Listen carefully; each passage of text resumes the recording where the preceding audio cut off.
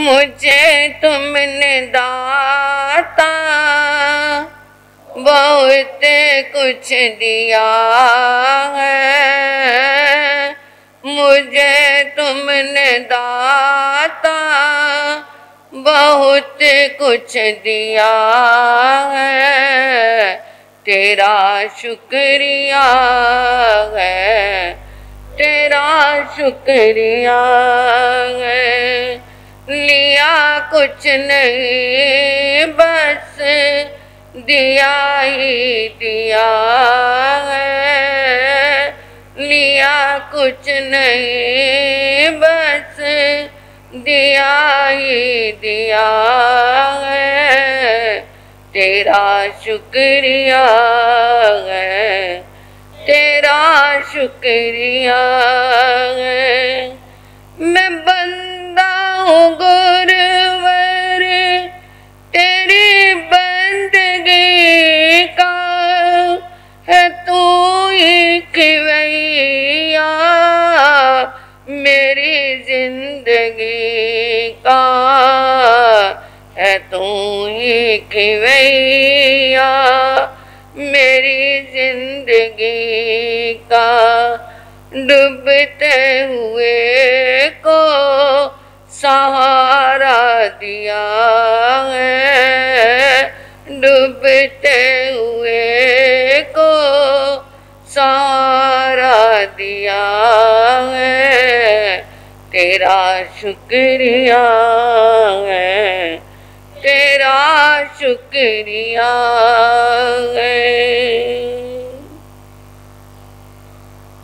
जिनके पास 7 कूपन है, 6 कूपन है, 5 कूपन तक भी आप जिन्होंने नहीं लिए कि ले भी मेरे पास तो 1 कम है, मैं 2 कम है, जिनके पास 5 तक भी आ जाएंगे वो भी ले सकते हैं कूपन। जिन्होंने नहीं लिया वो ले लेना, जिन्होंने नहीं लिया वो कूपन ले ले। हो गए? वाह जी वाह।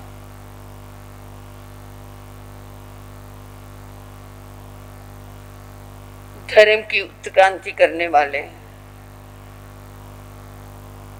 चरम तीर्थंकर, लोक मंगल के विधायक शरमन भगवान महावीर स्वामी के चरणों में मेरा कोटि कोटि नमन। परम श्रद्धा, परम आराध्या, परम पूजनिया तपाचार्या तप चक्र श्री परमात्म स्वरूपा गुरनी मैया के पावन पुनीत चरणार बिंदु में हृदय की अनंत अनंत आस्था के साथ मेरा अनंत अनंत वंदन समर्पित हो। धर्म प्रांगण में आई भव्य आत्माओं के भव्य आत्मा को मेरा वंदन हो। पर्वाधिराज परम पयूषण जो आध्यात्मिकता के उच्च शिखर पे साधना करने वालों को ले जाने वाले हैं, शांति के सरोवर में जो भी डुबकी लगाए उसी का बेड़ा पार होता है। आज 5वें दिन में प्रवेश कर रहे हैं। 5 का अंक सद्धे नंग रूबे नंग गंदे नंग रसे नंग फासे नंग, शब्द रूप गंध रस और स्पर्श, 5 इंद्रियों के ये विषय हैं। शब्द ये नहीं कहते कि अगर कान में किसी ने कड़वी बात कह दी तो उस कड़वी बात को हमने सुनना तो है, कान का काम है सुनना, परंतु इसका मतलब ये नहीं कि कान को फोड़ दो मैं तेरी बात ही नहीं सुनूंगा, कान का पर्दा ही क्या कर दो, खत्म कर दो। नहीं, उस बात पे चिंतन करो कि मैंने इस शब्द का क्या करना है। एक जगह मैंने पढ़ा 67, पंजाबी में 67 ही बोलते हैं ना, अब हमारी वो भाषा थोड़ी सी बन गई 67, मतलब 60 वर्ष तक, 60 लाख वर्षों तक, 60 लाख वर्षों तक जिसने साधना की और उससे कितने कर्मों की निर्जरा हुई। और एक कड़वे वचन को सहन कर लिया, अंदर नहीं रखा। ये नहीं कि अंदर वो बात हमारे घुलती रही, हम क्या जिसने हमें कड़वा वचन बोलना उस बात को हम अंदर ही अंदर कुड़ते उससे बातें करते रहे। बाहर से बात नहीं कर रहे, परंतु बात उससे होती रहती है ना, जिससे हमारी नाराजगी हो या किसी से कुछ कहना हो, तो बाहर से तो हम बोलना है, परंतु अंदर से हम दिन रात उससे बोलते हैं या नहीं, है ना। तो ये क्या है जो मैंने पढ़ा, उसमें ये आया कि आप अगर क्या है उस वचन को सुन करके, उस कड़वी बात को सुन करके, उस गाली को सुन करके जो आपके अनुकूल बात नहीं है, और उसको क्या है आपने अंदर क्या कर लिया, समभावों से सहन कर लिया। उसका काम था गाली देना, मेरा काम है सहन करना। तो जितनी निर्जरा 67 लाख वर्षों की तपस्या से हुई, उतनी उस संभाव की साधना से उतनी निर्जरा तुम्हारी हो गई। तो क्या है, कितनी भगवान ने क्या है सहज साधना में कितनी निर्जरा बता दी, कितनी निर्जरा। देने वाले ने दे दी गाली, देने वाले ने कड़वा वचन बोल दिया तो उसने अपना किया। दे दे गाली एक है, पलटे गाली अनेक। जो कोई गाली दे नहीं रही, एक ही एक ने दे दी, दूसरे ने पलट के भी दे दी, तो कितनी गालियां बन गई, 2। अगर वो क्या है गाली पलट के नहीं दी तो रही एक की एक, उसकी गाली उसी के पास रहेगी। तुमने तो उसे स्वीकार ही नहीं किया। जब स्वीकार नहीं किया तो वो क्या है सहज भाव से खत्म कर दी। तो इसलिए शब्दों के ऊपर चिंतन करना। रूवेनंग रूप, किसी का क्या है बहुत सुंदर है, कोई गोरा है, कोई काला है, कोई कैसा है, रूप को देख करके नफरत करना और सुंदर को देख करके आकर्षित होना, ये भी हमारे आंखों का विषय है। अरे ये क्या है, चमड़ी है ना, कभी काली है तो कभी गोरी है। कृष्ण जी सांवले होकर के भी सबके प्रिय बन गए। कृष्ण जी सांवले थे फिर भी सबके प्रिय बन गए। तो गुणों की पूजा होनी चाहिए, रूप की पूजा नहीं। गंधे नंग, सुगंध और दुर्गंध। सुगंध आई तो क्या है इतर लगा के आए तो क्या है बहुत अच्छा लगा, और दुर्गंधी आई तो नाक मुंह सिकोड़ लिया। एक राही निकल रहा था सुबह, अच्छी तरह तैयार व्यार होकर के सेंट वेंट लगा करके निकल रहा था। रास्ते में क्या आ गया, एक गंदगी का ढेर आ गया। गंदगी के ढेर के पास से जब भी वो निकला तो एकदम वहां पर बहुत गंदी बदबू आ रही थी। जब गंदी बदबू आई तो उसने पैंट में से रुमाल निकाला और नाक पे ढक लिया। उस गंदगी के ढेर ने आवाज दिए, जाने वाले राही मेरी बात सुनते जा। खड़ा तो हुआ नहीं जाता, तेरी बात क्या सुनूं? अरे मेरी बात एक बार सुन ला, फिर तेरा अपने आप खड़ा होना हो जाएगा। देख मैं जो गंदगी हूं, एक दिन मैं मिठाई की दुकान पे गुलाब जामुन के रूप में, रसगुल्लों के रूप में, मैं तरह तरह की मिठाइयों के रूप में, घेवर के रूप में सजी हुई थी। तू आया, मुझे खरीदा और अपने लेटर बॉक्स में डाला और मुझे क्या बनाया? मैं तो मिठाई थी, परंतु मुझे गंदगी किसने बनाया? तूने बनाया। मैं फलों की दुकान पर कश्मीरी सेबों के रूप में अच्छी तरह सजी हुई थी। तू आया, मुझे खरीदा और मुझे खाया और खा करके मुझे गंदगी बनाया। मेरा हशर किसने किया? मेरा ये हशर, मुझे गंदगी बनाने का काम तूने किया। और मेरे से ही क्या कर रहा है, रुमाल ढक रहा है।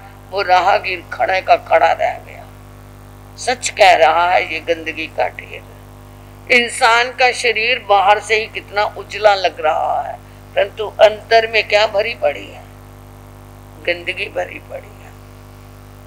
आप थोड़े से चावल एक्सपेरिमेंट कर लेना, बेशक थोड़े से चावल अपने मुंह में रख लो, अंदर नहीं निगलने, और वो क्या है सारा दिन वो मुंह में चावल पड़े रहे। दूसरे दिन आप उन चावलों को थूको, कोई मुर्गा आकर के उन चावलों को खा ले तो वो मर जाएगा। क्या हो जाएगी? ये जहर बन गया इंसान के। ये मुंह के अंदर जो लार है ना, ये दूसरे खाने जब साथ में खाती है तभी ये क्या है उस खाने को हजम कर सकती है, परंतु अकेला ये एक्सपेरिमेंट करके देख लेना बेशक। ये क्या है, इसके अंदर जहर भी बन जाती है। ये इंसान का क्या है, ये गंदगी का ही है। तो किस पे मान करता है? तो कौन से रूप पे मान करता है? रूबे नंग गंदे नंग, गंध मतलब मैंने बताया सुगंध और दुर्गंध। ये पैदा किसने की? हमने की। ना राग करो सुगंध पे, ना द्वेष करो दुर्गंध पे। मेरी कमजोरी है, कोई सेंट लगा के आए मेरे को सहन नहीं होता, पता नहीं क्या है, कभी या तो लगाया नहीं या कभी पता नहीं, तो वो टॉलरेट ही नहीं होता मेरे को, उल्टी आने को होती है। ये अपनी अपनी नेचर है। तो ये क्या है, गंदे नंग रसे नंग, रस जबान का रस अच्छा खाया तो वाह वाह वाह वाह, और थोड़ा सा कमी आ गई तो थू थू थू थू।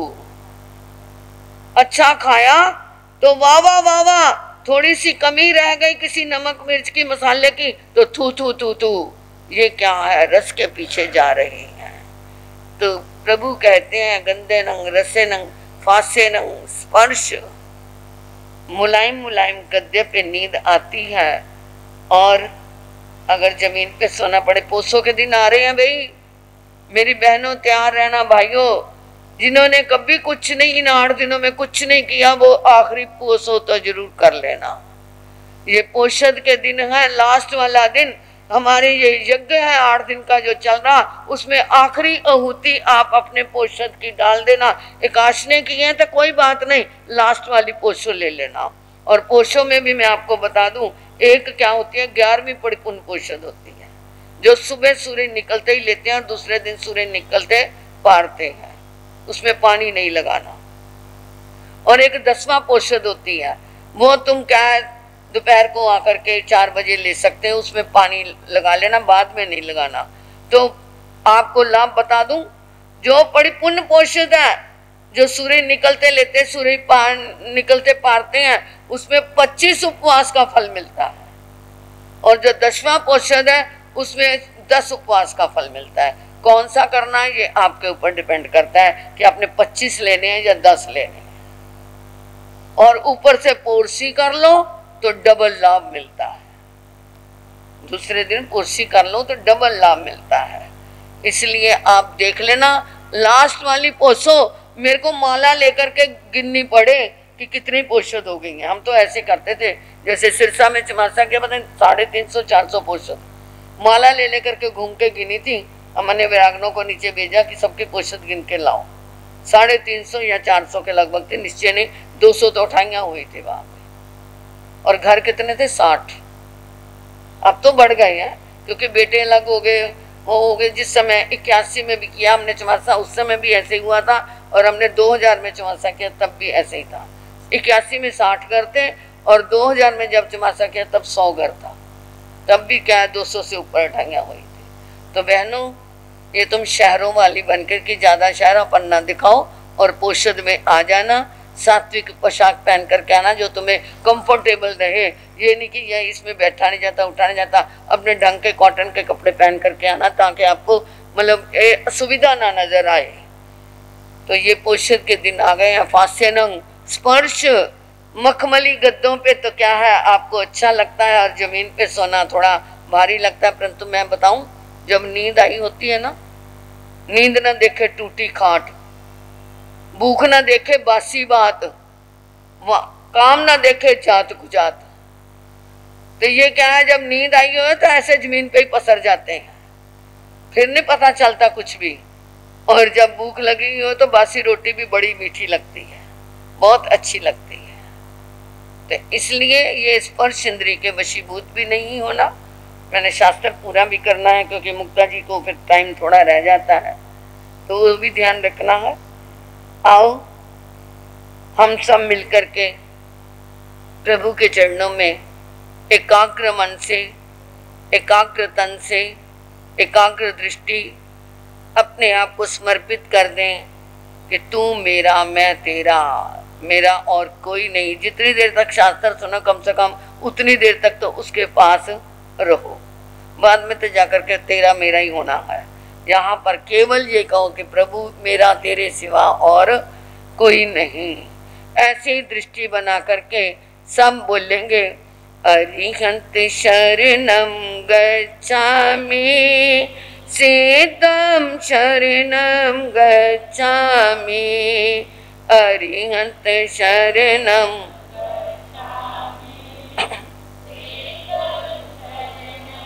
गच्छामि, धम्मं शरणं गच्छामि, वीरं शरणं गच्छामि, धम्मं शरणं गच्छामि, साहु शरणं गच्छामि, गच्छामि गच्छामि गच्छामि गच्छामि, नेमि शरणं गच्छामि, नेमि शरणं गच्छामि, अरिहंत शरणं सिद्धं।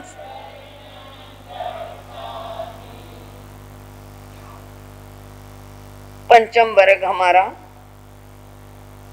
जैनंग बनते समनेनंग जान संपत्तिनंग चौथस वगस साई मट्टे पनते पंचमसनंग बनते वगस अंतगण दसानंग समनेनंग जान संपत्तिनंग के अट्टे पनते एवं कल्लु जंबू समनेनंग जान संपत्तिनंग पंचमस वगस दस जैना पनता तंजा पौमा वही जय गोरी गंधारी लखना सुसीमा ये जम्बई सतमामा रूपनी मूल श्री मूल दत्ता ये जैनंग बनते समनेनंग जान संपत्तिनंग पंचमस वगस दस जैना पनता पड़मसनंग बनते जैनस समनेनंग जान संपत्तिनंग के अट्टे पनते। हे प्रभु, जम्बू स्वामी की फिर जिज्ञासा आई, हे मेरे भगवान, अंतगण सूत्र के चौथे वर्ग में जो आपने फरमाया वो मैंने सुन लिया। कृपा करके पांचवें वर्ग में प्रभु ने क्या फरमाया वो कृपा करें। जम्बू पांचवें वर्ग में 10 अध्ययन है। पद्मावती, गौरी, गंधारी, लक्षणा, सुसीमा, जाम्बती, सत्यभामा, रुक्मणी, मूल श्री और मूल दत्ता, इन 10 रानियों के ये 10 अध्ययन है। ये 8 तो क्या है कृष्ण महाराज की पटरानियां हैं। वैसे कृष्ण महाराज की कितनी रानियां थी? 16,000, परंतु उसमें से 8 क्या है पटरानियां है। और ये जो मूल श्री और मूल दत्ता है ये इनकी पुत्र वधुएं हैं। तो ये 10 अध्ययन में क्या वर्णन किया है प्रभु मुझे फरमाए। पहले दिन में क्या है, एवं खल जम्बू तेनंग कालें तेने सम्मेनंग 12 भी नामक नहरी होता जहाँ पड़ में जाप करने वसुदेव आए बच्चन जहाँ बेरे तेनंग तस्नंग कन्नस वासुदेव से पम्मावी नामक देवी होता बन्नाओ तेनंग कालें तेने सम्मेनंग और रिटनमी समूह सड़े जहाँ बेरे कन्ने निगे जाप पजवा से तैन से पम्मावी देवी हिमिसे कहा लदट्टा समानी हाट टुट्टा जहाँ देवी जहाँ पजवा से तैनंग अरा रिटनमी कन्नस वासुदेव पम्मावती देवी जहाँ जाप दम कहा परिसा पड़ गया तैन करने वसुदेव रिटने में वंदे नमसे वंदिता नमस्ता एवं व्यासी में स्नंग बनते बारावती नरिये दिवालस जोइने आय माय जाप पचकन देवलुक वाय के मूले विनाशे भविष्य कने रिटने में कनम व्यासी वासुदेव व्यासी एवं कलु कना इमिसे बारावती नरिये दिवालस जोइने आया माय नव जोइने जाप पचकन देवलुक बुआय सुर की दी वायन मूलाय विनाशे भविष्य। तो उन्होंने कहा है जम्बू उसी काल में, कौन से काल में? अवसर्पणी काल में। 2 काल होते हैं, एक उत्सर्पणी एक अवसर्पणी। एक ऊपर ले जाता है और एक नीचे लेके आता है। जैसे सर्पणी शब्द आया ना कि सांप का मुंह तो क्या होता है बड़ा, और बड़े से नीचे को आते हैं, यानी वो क्या है सुख से दुख की ओर आते रहते हैं। और जो पूंछ है, अगर जो अवसर्पणी उत्सर्पणी काल है वो दुख से सुख में पहुंचते जाते हैं नीचे से ऊपर। तो वही अवसर्पणी काल में, उसी काल में, और वही समय कौन सा हमारे नेमिनाथ भगवान का, समय ऋषि भगवान का। द्वारिका नाम की सुंदर नगरी थी। कृष्ण वासुदेव राज्य करते थे और कृष्ण वासुदेव की पद्मावती नामक की परम आज्ञाकारणी जो रानी थी वो बहुत प्रियकारी थी। और उसी समय एक दिन अनंत ऋषि भगवान विचरते विचरते द्वारिका पधार गए। द्वारिका पधारे, घोषणा हो गई, प्रभु का पदार्पण हुआ है। तो कृष्ण वासुदेव अपनी रानी को साथ लेकर के, जनता को साथ लेकर के प्रभु की वाणी श्रवण करने के लिए प्रभु के चरणों में पहुंचे। प्रभु की वाणी सुनी, जनता वापस आ गई, कृष्ण वासुदेव वहां पर बैठे हुए हैं, आंखें बंद है, चिंतन जागा। ये जो मेरी द्वारिका नगरी 12 योजन लंबी, 9 योजन चौड़ी, ये मैंने अपने सामने बनती देखी है।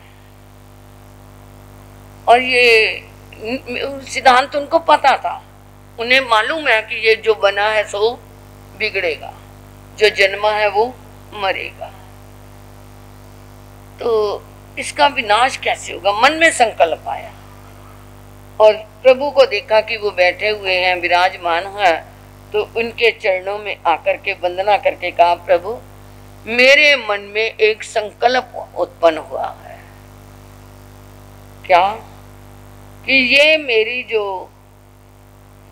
इतनी देवताओं के द्वारा निर्मित मनोहारी द्वारिका, देवलोक के समान जो लोग देखने के लिए आते हैं द्वारिका नगरी को, इसका विनाश किस कारण से और कैसे होगा। प्रभु ने फरमाया इसके 3 कारण हैं। द्वारिका नगरी के नाश के 3 कारण हैं। कौन से? एक तो शराब, दूसरे तुम्हारे कुटुंबिक पुरुष, और तीसरे द्वैपायन ऋषि का क्रोध, उनका निदान।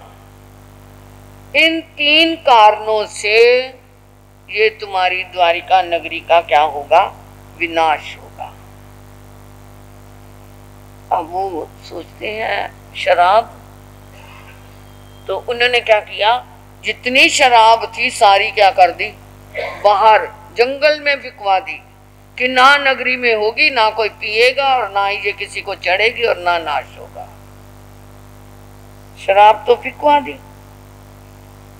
समय आया, एक दिन बारिश हुई, और जो कुटुंब के पुरुष थे, कुटुंबिक पुरुष उन्हें कहते हैं, वो बार घोड़ों पे चढ़ करके जंगल में वन क्रीड़ा करने के लिए गए।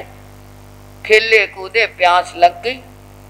प्यास लगी तो पानी ढूंढने लगे, और जो वो शराब फिकवाई हुई थी ना, वो ऊपर पहाड़ पे फिकवाई थी, तो वहां से बहती बहती नीचे एक गड्ढे में आके रुक गई, और नीचे गड्ढे में एक नीचे चट्टान थी, चट्टान के ऊपर पड़ी हुई थी, और ऊपर उसके क्या है, सुगंधित फूलों का एक वृक्ष था, और वो फूल क्या है, गिर गिर के उसके शराब में गिर गए, और वो शराब और भी क्या हो गई, और भी महकने लगी, सुगंधित हो गई। तो वो पानी ढूंढते ढूंढते उन्होंने कहा, यहाँ कुछ महक आ रही है, हो सकता है यहाँ पानी हो। तो वो क्या है, उन्होंने क्या, वहां जाकर एक ने पिया, कहता अरे वाह भाई वाह, इसमें तो कुछ अलग ही स्वाद आ रहा है, कुछ अलग ही मजा सा आ रहा है। तो खूब दिल भर करके जितने गए थे उन्होंने सबने पी। अब वो पी शराब, हो गया खाना खराब, पी शराब और हो गया खाना ये खराब, चढ़ गई।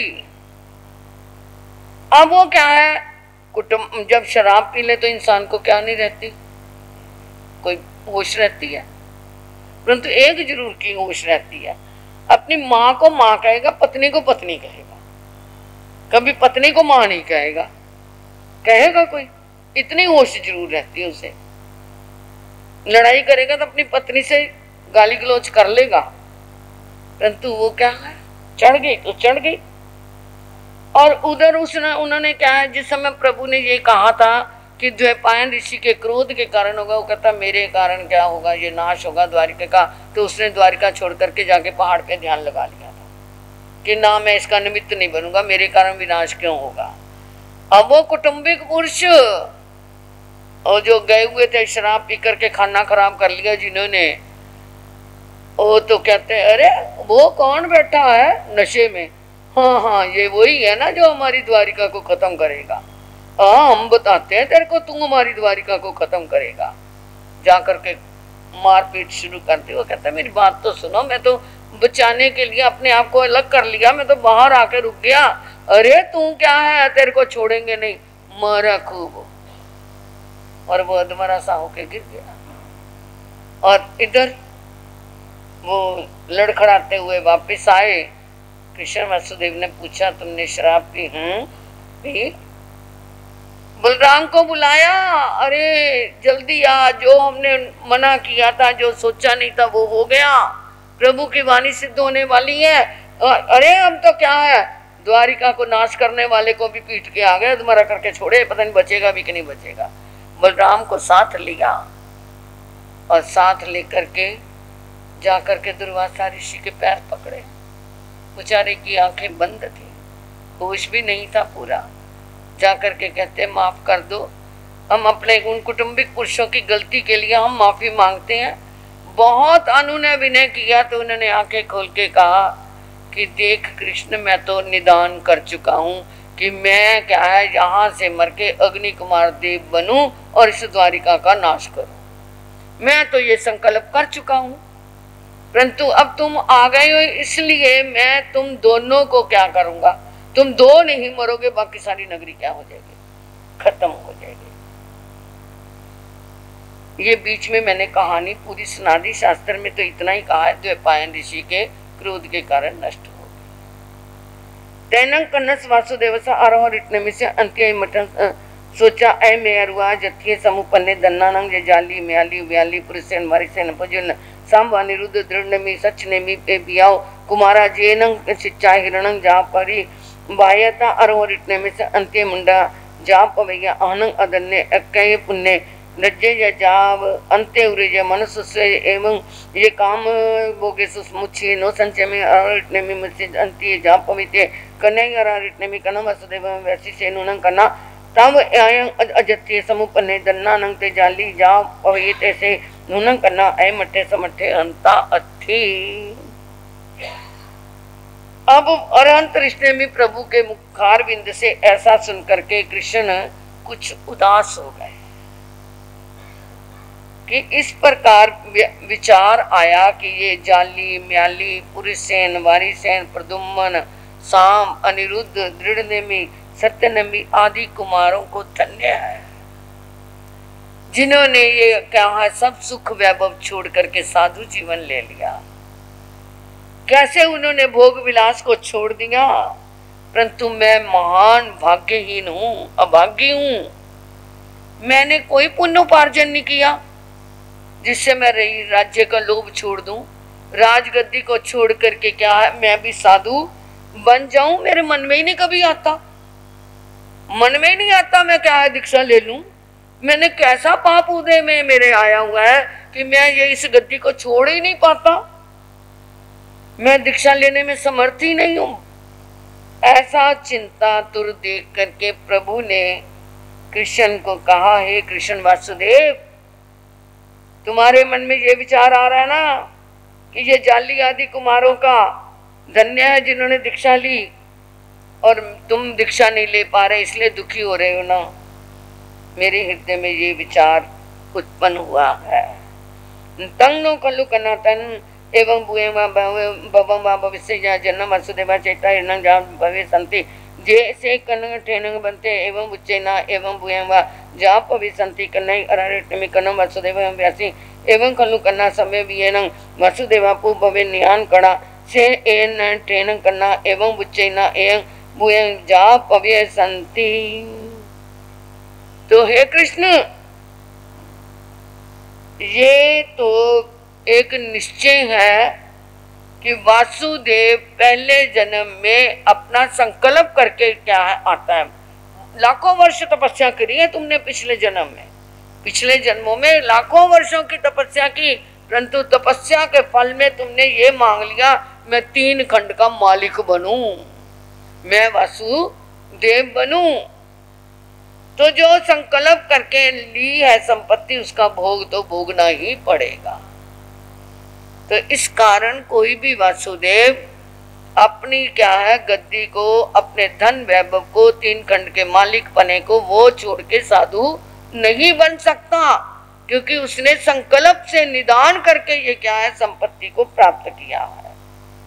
तो ये पूर्व भाव का निदान है। उसी के प्रभाव से कृष्ण वासुदेव कभी भी दीक्षा अंगीकार नहीं कर सकते।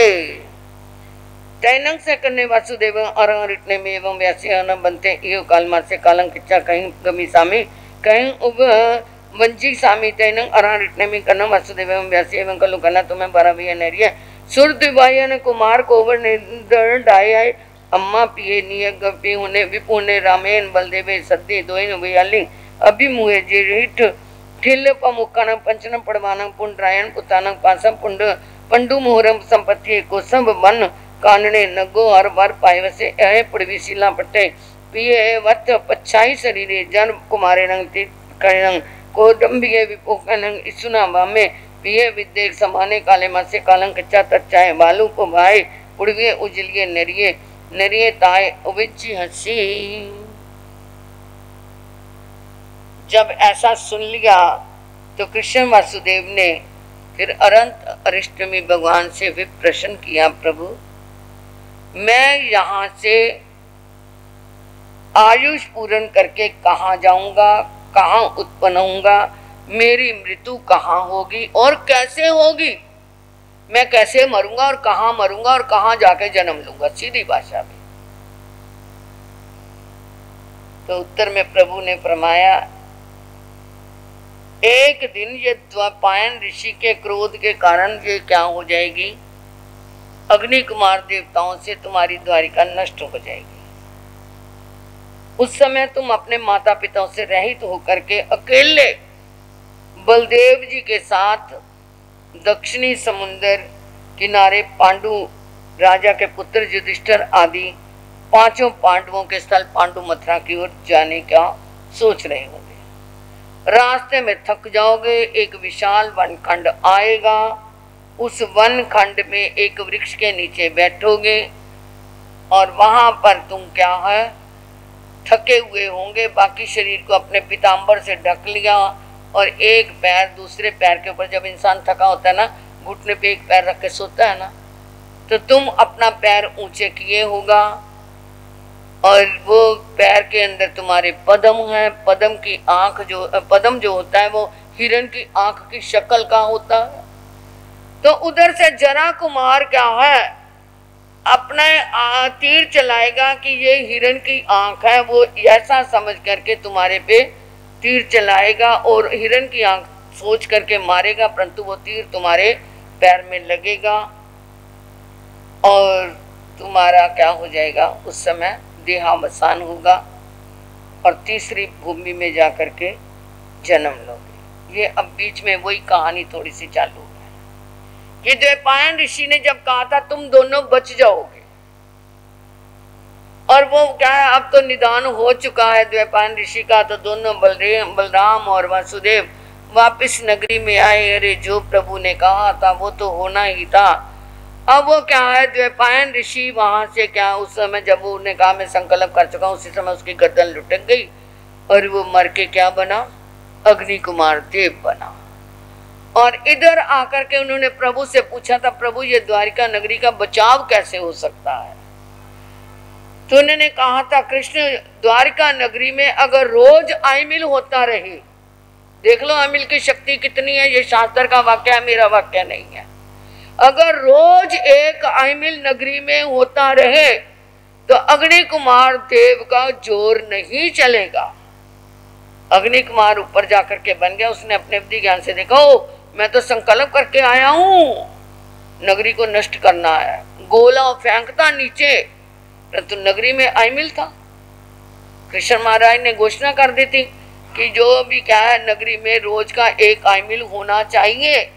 अब ऐसी घोषणा कर दी तो आइमिल रोज का रोज हो रहा था और वो गोला फेंकता नीचे तक आते वो गोला पानी बन जाता, क्योंकि वो धर्म का प्रताप था, अग्नि का जोर ही नहीं चलता। करते करते 12 साल निकल गए इस बात को, 12 साल तक आइमिल होते रहे, वहां पर नगरी क्या है जली नहीं। एक दिन एक व्यक्ति ने सोचा मैं नहीं करूंगा तो क्या होगा, आज का दिन मैं अमल नहीं करता तो कोई और कर लेगा। दूसरे ने सोचा मैं नहीं करता कोई और कर लेगा। तीसरे ने सोचा, ऐसे ही करते करते उस दिन नगरी में क्या नहीं हुआ, कोई आइमिल नहीं हुआ। जब आइमिल नहीं हुआ तो उसने देख लिया अग्नि कुमार देव ने कि बस अब तेरा काम बन गया, अब तेरा जोर चलेगा। उस आइमिल, एक आइमिल के तप के प्रभाव से देख लो पूरी नगरी बची हुई थी। तो वो उसने गोले पे गोले फेंकने शुरू कर दिए, आग धू धू करके एक घर से दूसरे घर में, दूसरे घर से तीसरे घर में महलों की तरफ बढ़ने लगी। कृष्ण बलराम कहते ये क्या हो गया, दम फटाफट समुद्र की ओर भागे। समुद्र का पानी इतनी बुझाओं में ताकत थी कि समुद्र का पानी फेंकने लगे नगरी के ऊपर, ये आग बुझ जाए। परंतु उस क्या आग ने भी, वो पानी ने भी क्या किया, पेट्रोल का काम किया, मिट्टी के तेल का काम किया, आग और बढ़ती गई। अब वो सोचते हैं नगरी में से क्या बचा के लेके जाएं, हम दोनों ने बचना है तो क्या बचा करके लेके जाएं। अरे बाकी तो सब खत्म हो रहे हैं, जाकर के अपने बूढ़े माता पिता को फटाफट निकाला। और निकाला तो वो रथ लेकर के दौड़ने के लिए, रथ लेने के लिए गए, परंतु रथ भी सारे क्या हो चुके थे, जल चुके थे। एक रथ बचा था, उसी लिया। घोड़े ढूंढने लगे, घोड़े भी सारे खत्म हो गए थे। दोनों भाइयों ने अपने कंधों पर उस रथ को लिया, दोनों घोड़े बन करके उसको निकालने लगे। जो ही वो बाहर नगरी के निकलने लगे, जो नगरी का बड़ा दरवाजा था, वो जो आगे घोड़े लगे जैसे वो दोनों लगे हुए थे, वो तो गेट के बाहर निकल गए, द्वार के दरवाजे के बाहर निकल गए। परंतु पीछे से वो क्या है, वो गेट, वो द्वार जो था, वो गेट था, वो टूट के गिर गया और माता पिता क्या हो गए, खत्म हो गए। उन्होंने कहा प्रभु की वाणी कभी मिथ्या नहीं हो सकती। उन्होंने कहा था कि तुम दोनों ही बचोगे। अब वो दोनों बचने के नाम से वहां पर से चले और वहां से चले तो वहां से अब वो कृष्ण तो घबरा गए, अब क्या करूं, कहाँ जाऊं। बलराम ने गले से लगाया, भाई हौसला मत हार, हम क्या है पांडवों के पास जाएंगे, पांडु मथुरा में जाएंगे। वहां अपनी बहन क्या है अर्जुन से ब्याही हुई है सुभद्रा, बहन के घर में जाके रुकेंगे, ये तो वैसे भी नहीं। और जिनको हमने शरण दी थी अब उनकी शरण में हम जाएं, कोई बात नहीं, ये समय की परिस्थितियां हैं। फिर दूसरी बात है हमारी कुंती बुआ भी तो है, बुआ के घर में तो हम जा सकते हैं ना, बहन के घर नहीं जा सकते, बुआ के घर तो जा सकते हैं ना। तो उनको वो लेकर के चले, वही जंगल जिसकी मैंने बात बताई, रास्ते में जंगल आया, थके हुए थे।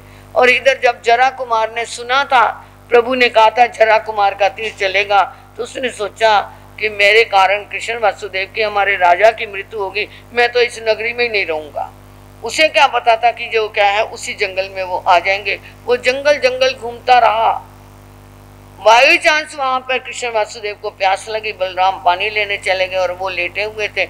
जरा कुमार ने समझा ये हिरन है, क्योंकि वो हिरनों का शिकार करके हिरनों का ही मांस खाता था, क्योंकि शहर में तो जाना नहीं उसने, वहीं पे था। तो उसने हिरन की आंख समझ करके तीर चला दिया, एकदम चीख निकली तो वो समझ गया ये तो किसी मनुष्य को लग गया।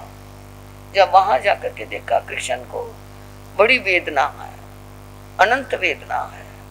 कृष्ण ने देखा जरा कुमार को, कहते प्रभु आप, मैं तो तुम्हारे को बचाने के मारे मैं इधर जंगलों में घूमता रहा कि मेरे कारण आपकी क्या ना हो, हिंसा ना हो, आपकी मृत्यु का कारण मैं ना बनूं।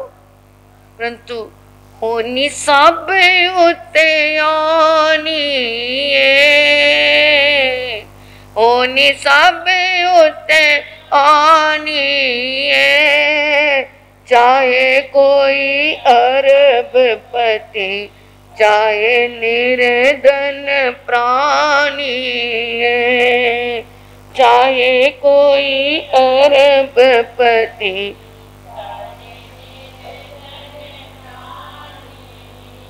कृष्ण ने कहा देख जरा कुमार, बलराम पानी लेने गए, आने वाले होंगे, तू यहाँ से भाग जा, मेरा तो जो होना था हो गया, मैं बचूं ना बचूं, तू भाग जा, क्योंकि बलराम ने अगर तुझे देख लिया तो वो तो तेरे को जिंदा नहीं छोड़ेंगे, तू चला जा यहां से। मरते मरते भी उन्होंने उसको बचा लिया। और कहते हैं कि जब वो जरा कुमार चला गया तो उस समय मन में संकल्प आया, तूने अपने शत्रु को छोड़ दिया, अपने दुश्मन को छोड़ दिया। बस ये बात आई थी कि प्राण निकल गए। वहीं से उनके गति का क्या हो चुका, बंद हो गया और वो तीसरी भूमि में जाकर के जन्म लिया। ये अपनी वो कहानी तैनंग से कन्ने वासुदेव अर इतने में संती इमटं सोचा निसम ओए जाम जियाए कन्या अर इतने में कनम वासुदेव व्यासी मानंग तुमंग देवनुप्या ओहे जाम जियाए एवं कल्लु तुमंग देवनुप्या तचाओ पुड़ गया उज्जैल आओ अनंतरं उठनता एवं जम्बू दिव्य 12 मासे आगे में साय उस सपने पुंडेसु जन्मेसु जय द्वारे वरण समय अमम्मे नाम अरा भविष्यसि तत् तुमं बोहि वासाएं केवली प्रियाएं पौनिता सिज्जसी। अब जब ऐसा सुना कि मेरी मृत्यु ऐसे ऐसे होगी और मैं तीसरी भूमि में जाकर जन्म लूंगा, तो वो कृष्ण वासुदेव इस बात को सुनकर के बड़े उदास गंभीर हो गए, विचार सागर में गोते खाने लगे। जब उदासी देखी तो प्रभु ने कहा, कृष्ण कोई भी विचार मत करो, ये समय आएगा परंतु वो समय भी नहीं रहेगा। समय आने पे तुम उस तीसरी भूमि से निकल करके जम्बू द्वीप के भरत क्षेत्र में भविष्य में उत्सर्पणी काल में कुंड देश के अंतर्गत शतद्वार नामक नगर में अमम नामक बार में तीर्थंकर बनोगे।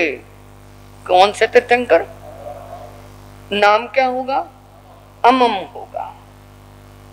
बहुत सालों तक तुम केवली प्रियाय प्राप्त करोगे, केवल ज्ञान केवल दर्शन को प्राप्त करके फिर तुम क्या हो जाओगे, सिद्ध बुद्ध मुक्त हो जाओगे। तैनंग से कन्ने वासुदेव अंत्य मटन सोचा निशा महाट तुट अफोड़े अफोड़ता वग्गईता तिमेंग छिंदे छिंदिता श्री नायं करे करेता अरंग अरिटने में वंदे नमसे वंदिता नमस्ता तमेव अभिषेक्य अति रहन द्रोही द्रोहिता जनेव वा रबे नैरी जनेव छह गे तनेव वा गई अभिषेक हथी वर नाव पचरुई पचरुईता जनेव बाहरिया उठान साला जनेव सह सिंहासने तनेव उवा गचे उवा गचिता सिंहासन वरणसी पूमरथ विमुहे निसीय निसीता कुटुंबीय पुरुष सदा वैता एवं व्यासी। उसके बाद उन्होंने जब कृष्ण ने ये बात सुनी, मैं क्या बनूंगा, तीर्थंकर बनूंगा, इस बात को सुनकर के बड़े प्रसन्न हुए और अपनी मल्ल युद्ध जैसे करने जाता है ना कोई योद्धा, एकदम बाजू फटकारी, जांग पे हाथ मारा और जोर से सिंहनाद किया और प्रभु की जयकार की, प्रभु का जयकारा लगाया और वहां से प्रभु को वंदना करके अपने हाथी पे बैठे और वापस द्वारका नगरी में आए और जिधर महल था वहां आकर के उन्होंने जहाँ सिंहासन था वहां आए और पूर्व की ओर मुंह करके सिंहासन पे बैठ करके उन्होंने सेवक पुरुषों को बुला करके कहा, गच्छ हम तुबे देवनुप्या 12 नैरिय सिगाड़ जाओ उगो से माना भी वे एवं कल्लू देवनुप्या 12 नैरिय दुमार सा जो है न आया माए जाओ पचका देवलोक बुआए सुर्गी दिवाए मन मूलो विनाशे भवे से तंग जो ने देवानुप्या इच्छे 12 नैरिय राया व जुगराया व इसरे तलमरे पंडम्बिये कुडम्बिया इब सेठी वाग देवी व कुमारा व कुमारी व आरुण अंत्य भुवे अंत्य मुंडे जाप अवज्य तो तंग नंग को नंग समय वासुदेव विसज्जे पच्छातु रस विये से आप वित्तंग वित्तंग अनुजाने मैया इटी सकार समुदाय नंग से निकमनंग करई दो चंपी तचंपी गोस नमंग गोसे गोसिता मम्यंग एंग अनत्यंग पचपिनंग तंग ये कुटुंबिया प्रसाद जा पचपिनंती।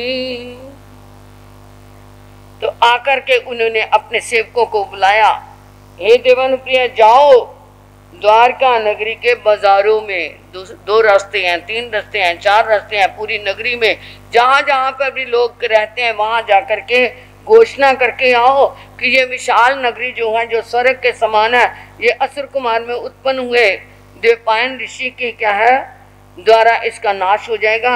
इसलिए द्वारका नगरी के बड़े बड़े जितने भी जागीरदार हैं, राजा हैं, युवराज हैं, राजा के प्रधान हैं, मंत्री हैं, छोटे जागीरदार हैं, यानी कि नगरी के जितने भी ओहदेदार लोग हैं, चाहे वो कोतवाल है, तो चाहे कोई क्या है कुटुंब का स्वामी है, अरबपति है, चाहे वो क्या है दीनहीन है, राजकुमार है चाहे राजकुमारियां है, चाहे राजरानियां हैं, जिसको भी क्या है दीक्षा लेनी है उसको क्या है कृष्ण वसुदेव की आज्ञा है, सब दीक्षा ले लें। उनकी दीक्षा का समारोह भी मैं करूंगा, अच्छी तरह सबकी दीक्षा दूंगा। और पीछे से ये चिंता न करे मेरे परिवार को कौन पालने वाला है, उनके परिवारों की भी पालना पोषना मैं करूंगा, भरण पोषण पूरा मैं करूंगा, परंतु दीक्षा की भी तैयारी मैं ही करूंगा, सब कुछ करूंगा। इसलिए ऐसे घोषणा करके आओ और आकर के मुझे बताओ। कहने से पम्मा भी है अर इतने में चलते दमंग सोचा निसम हाथ टूट जावी है अर इतने बंदे नमसे बंदिता नमस्ता एवं वैसी सदा मीनंग बनते निगंतन पविनंग से जयहन तुब्बे वद्दे जे नम्रं देवानुप्यं करने वासुदेव अपू छामी तेन से अहं देवानुप्यानं अंत्य मुंड जा पविसामी आ स्वयं देवानुप्य मां परिबंधन करेगी। अब वो घोषणा करके आ गए और आकर उन्होंने प्रभु को फरमा दिया, कृष्ण वासुदेव को फरमा दिया कि हम घोषणा करके आ गए हैं। तो उसके बाद पद्मावती देवी ने अनंत ऋषि के मुखारबिंद से धर्म श्रवण किया, प्रसन्नता पूर्वक उसे दिल में धारण किया, आनंदित होती हुई भगवान को वंदना करके कहती मैं आपके प्रवचनों पे श्रद्धा करती हूँ, मानती हूँ ये पुण्य पाप का स्वरूप है जो हम दुनियादारी में पड़े हुए हैं। तो मैं इस जन्म मरण के विकराल भय से उब चुकी हूँ, संसार के सुख मुझे सुख नजर नहीं आ रहे, ये तो महा दुखों की खान है। ये कैसे हैं? जैसे थूक की या शहद की मक्खी। जो दुखी हैं वो थूक की मक्खी हैं, जो सुखी हैं वो शहद की मक्खी हैं। परंतु उड़ने में दोनों ही क्या हैं, उड़ सकती हैं। वो थूक में फंस गई और वो शहद में फंस गई।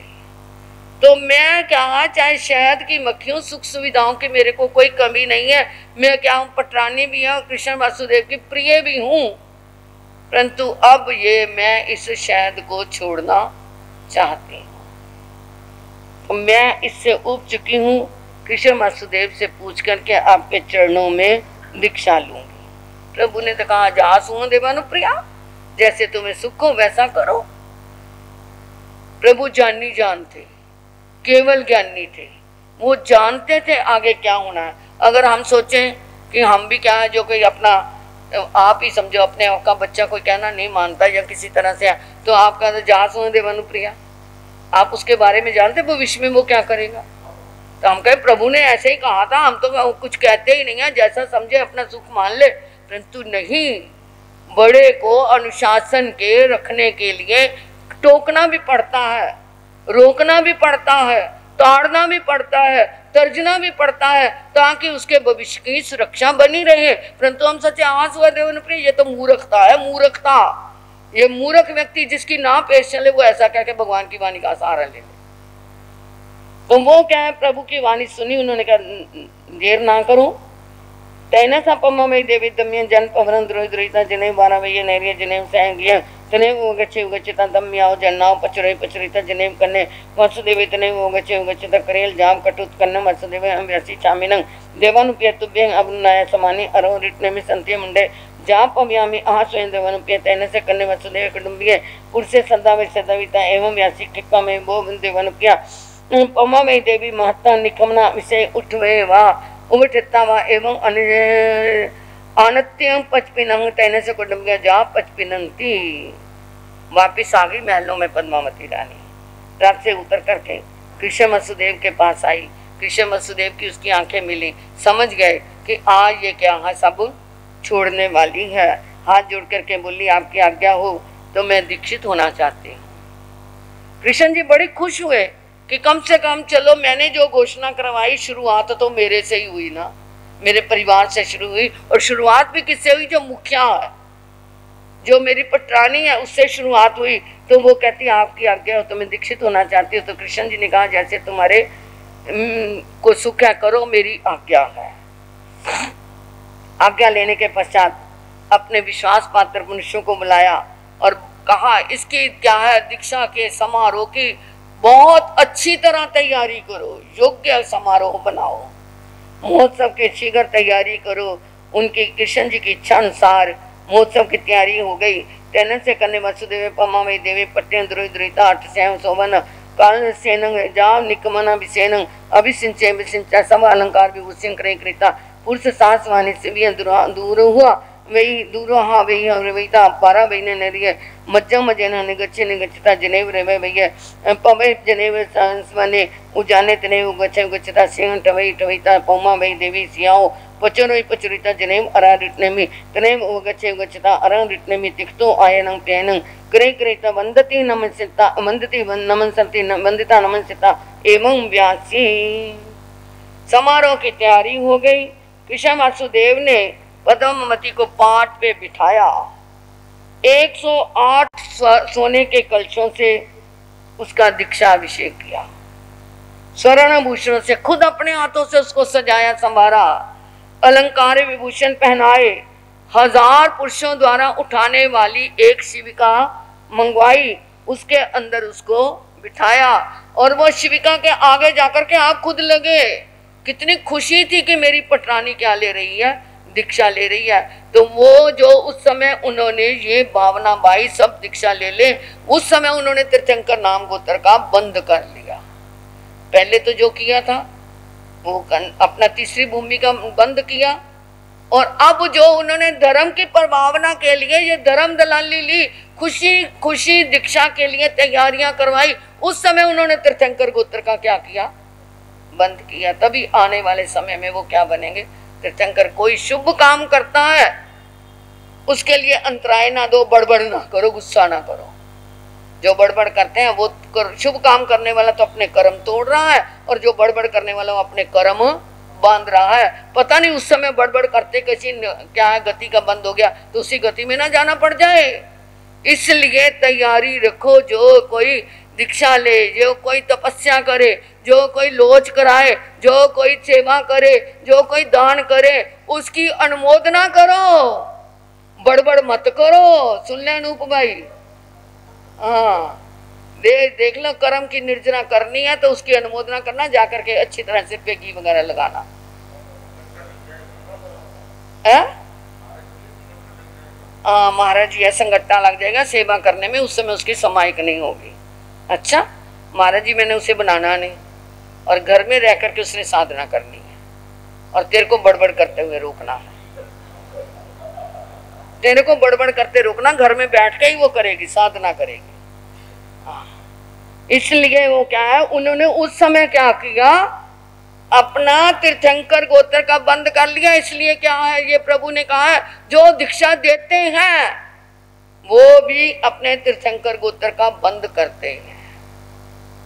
तो उस समय उन्होंने क्या है, वो जो शिविका उठाई ना, उसके आगे आप भी लगे, कंधा दिया उन्होंने उस शिविका को कि चल मैं तेरे को लेके जाता हूँ प्रभु के चरणों में। वहां पर वो शिविका से वहां प्रभु के चरणों में जब पहुंचे, बाहर ही वो थोड़ी दूर पे ही वहां पे शिविका से उतरी और प्रभु के चरणों में जाकर के तिक्तों के पहाड़ से वंदना की। और कृष्ण वासुदेव से इस प्रकार वो फिर बोले, तैना से बनते मम अगमहेसी पौमा वही नामंग देवी इट्टा कंता पिया मनुना मनामा मिरुमा जाव के मंग पुन वासनाए तनंग अहं देवनुप्या शिशिने बिखं दल्यामी पड़ी छंतु जय देवानुप्या शिशिने बिखं आस तैनसा पौमा वही देवी उत्तर पुरित में दिशी भागा अब कमाई अवकमाईता सह में आभरण अलंकार अमोय उमोयता सह में पच मुठ्ठियों लोयं करे करेता जनेव अरा रिटने में तने वगा छे वगचिता अरंग रिटने भी वंदे नमसे वंदिता नमनसिता एवं व्यासी अलित्ते जाब दमई कितंग। तो उन्होंने जाके प्रभु से कहा, प्रभु ये पद्मावती जो है ये मेरी पटरानी है, मेरा इसके साथ बहुत प्यार है, बहुत स्नेह है, ये प्रीतिकर है यानी प्रेम को उत्पन्न करने वाली है, मेरे मन को प्रिय है, इसकी शांत मुद्रा बहुत है, ये मेरे को क्या है कभी भी इसने मुझे दुख नहीं दिया, मेरे को इससे कभी अरुचि नहीं आई। जैसे गुल्लड़ के फूलों को देखना असंभव है, तो सचमुच ही क्या है ये मेरे लिए एक दुर्लभ मेरी पटरानी है। तो ये आज क्या है जन्म मरण के दुखों से ऊब चुकी है, इसके मन में दीक्षा लेने की भावना आ गई है। दीक्षा लेते समय उत्साही परिणाम हो, उत्साही परिणाम हो। दीक्षा पालते समय सुख का अनुभव करे तो 26वें देवलोक जितना सुख है, और दीक्षा पालते पालते दुख का अनुभव करे, क्या मैं फंस गई ऐसे ही, क्या है मैंने दीक्षा ले ली, क्या यहाँ पे ऐसे है, ये वो है, गुरु की आज्ञा माननी पड़ती है, ये करना पड़ता है, गोचरी को जाना पड़ता है, इस तरह की मन में संकल्प विकल्प करे तो 7वीं नरक जितने दुख का अनुभव करता है। देख लो, खुशी खुशी संयम पालने वाले, अरे घर में क्या सुख दुख नहीं आते, घर में भी तो क्या है सुख दुख आते हैं, परंतु संयम में जो क्या है सुख दुख आते हैं। ये जो पृष्य है, सकार पुकार परिसा, शीत पृषा, उष्ण पृषा, तृषा पृषा, भूख पृषा, ये अगर हम सहन करके समभावों से संयम पालते हैं तो हमारे को 26वें देवलोक जितना सुख का अनुभव है। सच में कहती, जिस दिन से दीक्षा लिया आज तक भी कभी घर की ऐसी याद नहीं कि कभी घर भी जाने का मन में आया हो। 48 साल दीक्षा के हो गए, सुख दुख तो आते ही रहते हैं। एक रिश्ते में कितने दुख बड़े पड़े हैं, ये सुख जो हमें जो दुख पृष्ठ आते हैं ये हमारा कल्याण करने वाले हैं, और तुम्हारे जो दुख है वो क्या करने वाले हैं, क्या करने वाले हैं। मैं नहीं कहती, आप कहोगे हमारे को कह दिया मान जी, ये संसार के सुख दुख तो डुबोने वाले हैं और हमारे कल्याण का कारण है। तो प्रभु ये आपके चरणों में दीक्षा ग्रहण करना चाहती है। मैं आपको ये शिष्या भिक्षा के रूप में दे रहा हूँ, आपको मैं ये भिक्षा शिष्या के रूप में दे रहा हूँ, इसे स्वीकार करो। जिससे भी क्या है, प्रभु ने कहा जिससे भी तुम्हें सुख हो। ईशान कोण में जाकर के पद्मावती रानी ने खुद अपने सारे वस्त्र आभूषण अपने हाथों से उतारे और अपने गहनों को उतार करके अपनी पंचमुष्टि लोच की और लोच करके वेश धारण किया, प्रभु के चरणों में आकर के वंदना की और कहा, प्रभु संसार दुखों का सागर है। गुजराती में कहा, संसार के वो छे एक सागर जेवो छे, संसार के वो छे एक सागर जेवो छे, ऊपर थी मोहक छे भीतर बूंडो छे, ताग मलई ना जैना ए तो ऊंडो ऊंडो छे, संसार के वो छे। संसार कैसा है, एक सागर की तरह है, ऊपर से बहुत सुंदर नीला नीला पानी नजर आता है, परंतु अंदर उसके जो जो जाओगे त्यों त्यों डूबते चले जाओगे। तो वो कहती है ये क्या है, संसार दुखों का सागर है, प्रभु मेरे को चारों मोह माया की आग से, ये चारों तरफ जो धधक रही है इससे बचा लो, मुझे साध्वी जीवन धर्म आप फरमाएं। तैनंग अरारिटने में पम्मा में देविंग देवी साई में पम्मा में समय बंडा भैया साई में जखनिया अजाय से स्नेह दलित दलिता तैने से जखनी अज्जा पम्मा में देवी साई पम्मा ये जाओ संजम में वंग तैने से पम्मा में जाओ संजम में तैने से पम्मा में अज्जा जाया इरे समया जाओ गुत्तबम ब्यारी। ऐसा सुना तो प्रभु ने कहा, पद्मावती रानी को क्या किया उन्होंने, कृष्ण वासुदेव की आज्ञा तो मिली गई थी, पूरी नगरी की आज्ञा ली और दीक्षित कर दिया और यक्षिणी नामक आर्या के पास उन्हें छोड़ दिया। पद्मावती रानी की जो क्या है, पंचमुष्टि लोच में थोड़े से बाल चोटी के रख लेते हैं, आज भी यही परंपरा है। वो जो चोटी के बाल होते हैं वो कौन लेता है, गुरु लेता है। तो उस समय ये चोटी के बाल गुरु क्यों लेता है, बाकी सारी आजकल तो नहीं कर देता है, पहले अपने हाथों से करते थे। वो चोटी के बाल क्यों लेता है गुरु, क्योंकि शिष्य आके कहता है कि देखो गुरुजी या मेरे गुरुनी जी, मैं एड़ी से लेकर चोटी तक अब आपका बन गया, एड़ी से चोटी तक आपको समर्पित हूं, अब आप जानो आपने मेरी चोटी ले ली, अब मेरी जीवन मेरे हाथ में नहीं, अब आपके हाथ में है। जैसे परिणामों से चोटी दी उसी परिणामों से जीवन चलता रहता है तो बहुत सुखी होता है इंसान, नहीं तो दुख के दर्शन तो होने ही होने।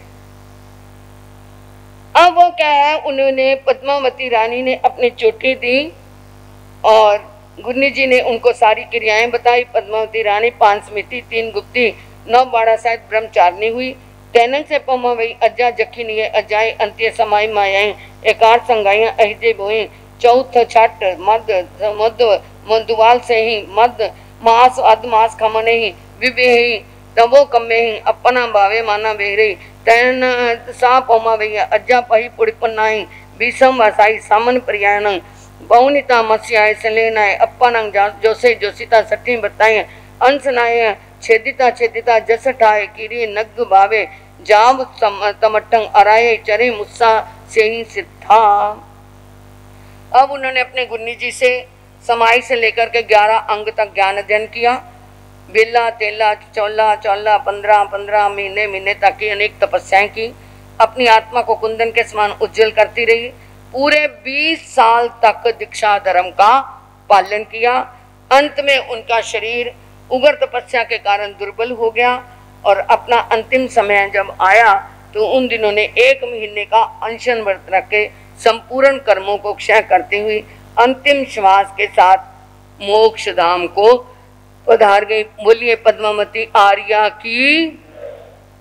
उखे वो ये जैनस तेनं कालेन तेनं समिनं 12 विये नैरिये देवे उजाने नंदन मने तत्न 12 विये नैरिये कन्ने वासुदेवे राया होता तत्सनं कन्नं वासुदेव से गोरी गंधारी बन्नो तारा रिटने में समसड़े कन्ने निगे गोरी जहाँ पौमा वे तहा निग्या दम कहा परिसा पड़ गया कन्ने भी पड़ गए तेने सा गोरी जहाँ पौमा वे तहा निकंतंग जाव सिद्धा एवं गंधारी लखना सुसीमा जम्बई सच बामा रूपनी 8वीं पौमा वे सरिसाओ 8 जैना। तो सुधर्मा स्वामी से जम्बू स्वामी बोले प्रभु मैंने 5वें वर्ग के दूसरे अध्ययन का वर्णन सुन लिया है, अब तीसरे अध्ययन में क्या है। तो उन्होंने कहा कि सुनो जम्बू, वही द्वारिका नगरी, रेवतगिरी नाम का विशाल पर्वत, नंदनवन बगीचा और द्वारिका नगरी में उस समय कृष्ण वासुदेव का राज्य, गौरी नाम की पटरानी अनंत ऋषि में प्रभु का पितार्पण हुआ और वो उनके चरणों में गई। और जैसे पद्मावती रानी ने दीक्षा धारण की ऐसे ही उस गौरी रानी ने की, ऐसे ही गंधारी लक्ष्मणा सुसीमा जाम्बती सत्यभामा रुक्मणी 6 पटरानियों ने और भी गौरी और पद्मावती के तरह दीक्षा धारण की। अंतिम समय में सभी ने अनशन व्रत करके अपने कर्मों को क्षय किया और समय पाकर के सबके सब मोक्ष पहुंची। इस तरह ये 6 रानी के 6 अध्ययन, गौरी और पद्मावती रानी 2 के 2 अध्ययन, कुल 8 हो गए। उखे वो ये उस नमस तेनं कालन तेने सबने 12 विये नैरिये रवे पवे नंदन मने उजाने कन्ने राया तथन 12 विये नैरिये कन्ने वासुदेव पुत्ते जमवती देवीये अतय सम कुमारे संबे नाम कुमारी होता हिनं तैन स संबस कुमार स मूल श्री नाम बारिया होता वन्नौ अरा रिटने में समसड़े कन्ने निगे मूल श्री विन्नी गया जहाँ पौमा वही नवरंग देवानुपिया कन्ने वासुदेवा पूछा में जाव सिद्धा ए मूल दत्तावी। जम्बू स्वामी ने सुधर्मा स्वामी से कहा प्रभु अंतगढ़ सूत्र के 5वें वर्ग के 8वें अध्ययन में जो फरमाया वो मैंने श्रवण कर लिया, तो आगे 9 और 10 में क्या वर्णन है। तो उन्होंने कहा देखो कृष्ण वासुदेव के जो राज्य था उनका पुत्र जाम्बती का अंगद शाम नाम कुमार था। शाम कुमार मूल श्री नाम की पत्नी थी और अनंत ऋषि के यहाँ पधारने से उसको वैराग्य आ गया और उसने भी मूल श्री पहुंची और दीक्षा की भावना प्रकट की, दीक्षा ले ली। और इसी तरह ही मूल दत्ता ने भी इसी तरह दीक्षा ली। इन दोनों के नाम से 2 अध्ययन है। ये दोनों कृष्ण वासुदेव की पुत्र वधुएं थी। तो इस तरह हमारे ये 5 वर्ग पूरे हुए। हमारा आज 5वां दिन है, 5 वर्ग पूरे हो गए। कल को आएगा वर्णन कौन सा, बड़ा इंटरेस्टिंग वर्णन। वैसे तो आज का भी बहुत रुचिकर था कि कैसे नरक का बंद होता है और कैसे तीर्थंकर गोत्र का बंद होता है, कैसे इंसान अपने कर्मों को बांध लेता है। परंतु कल तो और भी इंटरेस्टिंग। कौन सा, अर्जुन माली, राजगृही नगरी के अंदर रहता था एक अर्जुन माली। अब उसका वर्णन आएगा, आप ध्यान से सुनना। ये अध्ययन भी थोड़ा लंबा है, 7वां छोटा है, 8वां तो हमारा फिर 8वां है ही। दिन कितने रह गए हैं जी, जो कितने दिन रह गए हैं। मेरे को लगता है तुम्हारी अपने बच्चों पे चलती नहीं, आपकी तो चलती है, आपका बेटा तो आता है? आपकी अपने बच्चों पे चलती नहीं है ना, नहीं सुनते ना, है ना। साम दाम दंड भेद तीनों है, स्कूल लगे हुए हैं। अच्छा, पेपर शुरू हो गए। अच्छा चलो फिर तो ठीक है, पेपर शुरू हो गए, परंतु चलती है, आपकी तो चलती है, वो तो आते हैं, मुझे पता है। जो घर में पड़े हुए सो रहे हैं उनको जगा के आ जाते हैं, हम जा रहे हैं तुम हमारे पीछे आ जाओ। ऐसा तो कर सकते थे, अभी पूरे घर नहीं आ रहे, मुझे पता है। आपने मुझे कितने घर बताए थे जहाँ 90 है, एक एक घर से एक एक भी आता, चलो बड़ा ही आ जाता तो कितने हो जाते। तो इसलिए थोड़ा सा अब जो नहीं आए उनको साथ लेकर के आ जाना, चाहे उनको क्या देना, चाहे लॉलीपॉप देना कि देख चल बेटा, चल पापा चलो, बेटा कहे पापा को पापा चलो, कहाँ सोने में गवाया हुआ है, चलो। जिनके पापा नहीं आते वो बेटे अपने पापा को कहें चलो, और जिनकी माँ नहीं आती वो बेटियां कहे मम्मी चलो हमारे को साथ लेकर के हम चलते हैं। ऐसा कर लोगे तो थोड़ा सा जितना रहता है, अब क्या है, सार सार अपने हाथ में है। कुएं में सारी रस्सी चली जाती है, 4 उंगल बचती है ना, और वो सोचे सारी तो चली गई, इस 4 को भी छोड़ दो तो पानी मिल जाएगा। अरे वो 4 अंगुल रस्सी गए हुए क्या है, डोल को वापिस निकाल सकती है। जो 5 दिन निकल गए सो निकल गए, अब कम से कम जो 3 दिन बचे हैं वो अपनी 4 उंगल रस्सी तुम्हारे हाथ में है, तो वो क्या है, तुम्हारा पानी लेने के लिए जो डोल गया है उसे वापस ले आओगे। धर्म का पानी भर लेना अपने डोल में, अपने परिवार को साथ लेकर के आ जाना। आज दोपहर को आपको भी सबको आना है। ये जन्म कल्याणक प्रभु का शास्त्र के अनुसार मना रहे हैं। देख लो आप लोगों ने कितनी बाहर लगा दी है ना। तो इसके लिए भाई भी आएंगे, बच्चे भी आएंगे, बहनें भी आएंगी, अपने बच्चों को भी लेके आना। जन्मदिन में हम कहते हैं कि हमारे परमात्मा का क्या है, जन्मदिन है, हम उसे सेलिब्रेट करेंगे, सबको इनवाइट कर रहे हैं। आप तो किसी किसी को बुलाते हो ना, हम तो सबको बुला रहे हैं, आ जाना हमारे घर में, हमारे प्रभु का जन्मदिन है, सब मनाना। इसी के साथ मैं अपने वक्तव्य को विराम देती हूँ। आगमे तिव्य पनते तंजा सत्ता गमे था गमे तदुवैगमे ए वाश्री ज्ञान के विषय जे को विचार लगाते मैं लूँ जंग वही दंग बच्चा मिलेंगे न करा चक्रम पहनंग विनय जोगनिंग घोषणे सुट्टू दुट्टू प्रचंग अकाले कौस जाओ काले ना कौस जा सजाएंगे ना सजाएंगे। जो मैं शास्त्र यार को तस्मि छामि दुक्कड़म, जे मैं शास्त्र यार को तस्मि छामि दुक्कड़म, जे मैं शास्त्र यार को तस्मि छामि दुक्कड़म। शास्त्र को मैंने अविनय से, अशातना से पढ़ा हो, उसके लिए मैं बार बार बार बार तस्मि छामि दुक्कड़म करती हूँ। स्वामी घट घट के अंतर्यामी की, घट घट के जय बोलो महावीर स्वामी की, जिस जगती का उद्धार किया, जिस जगती का उद्धार किया, जो आया शरण वो पार किया, जो आया शरण वो पार किया। उस त्रिशूलानंदन ज्ञानी की, उस त्रिशूलानंद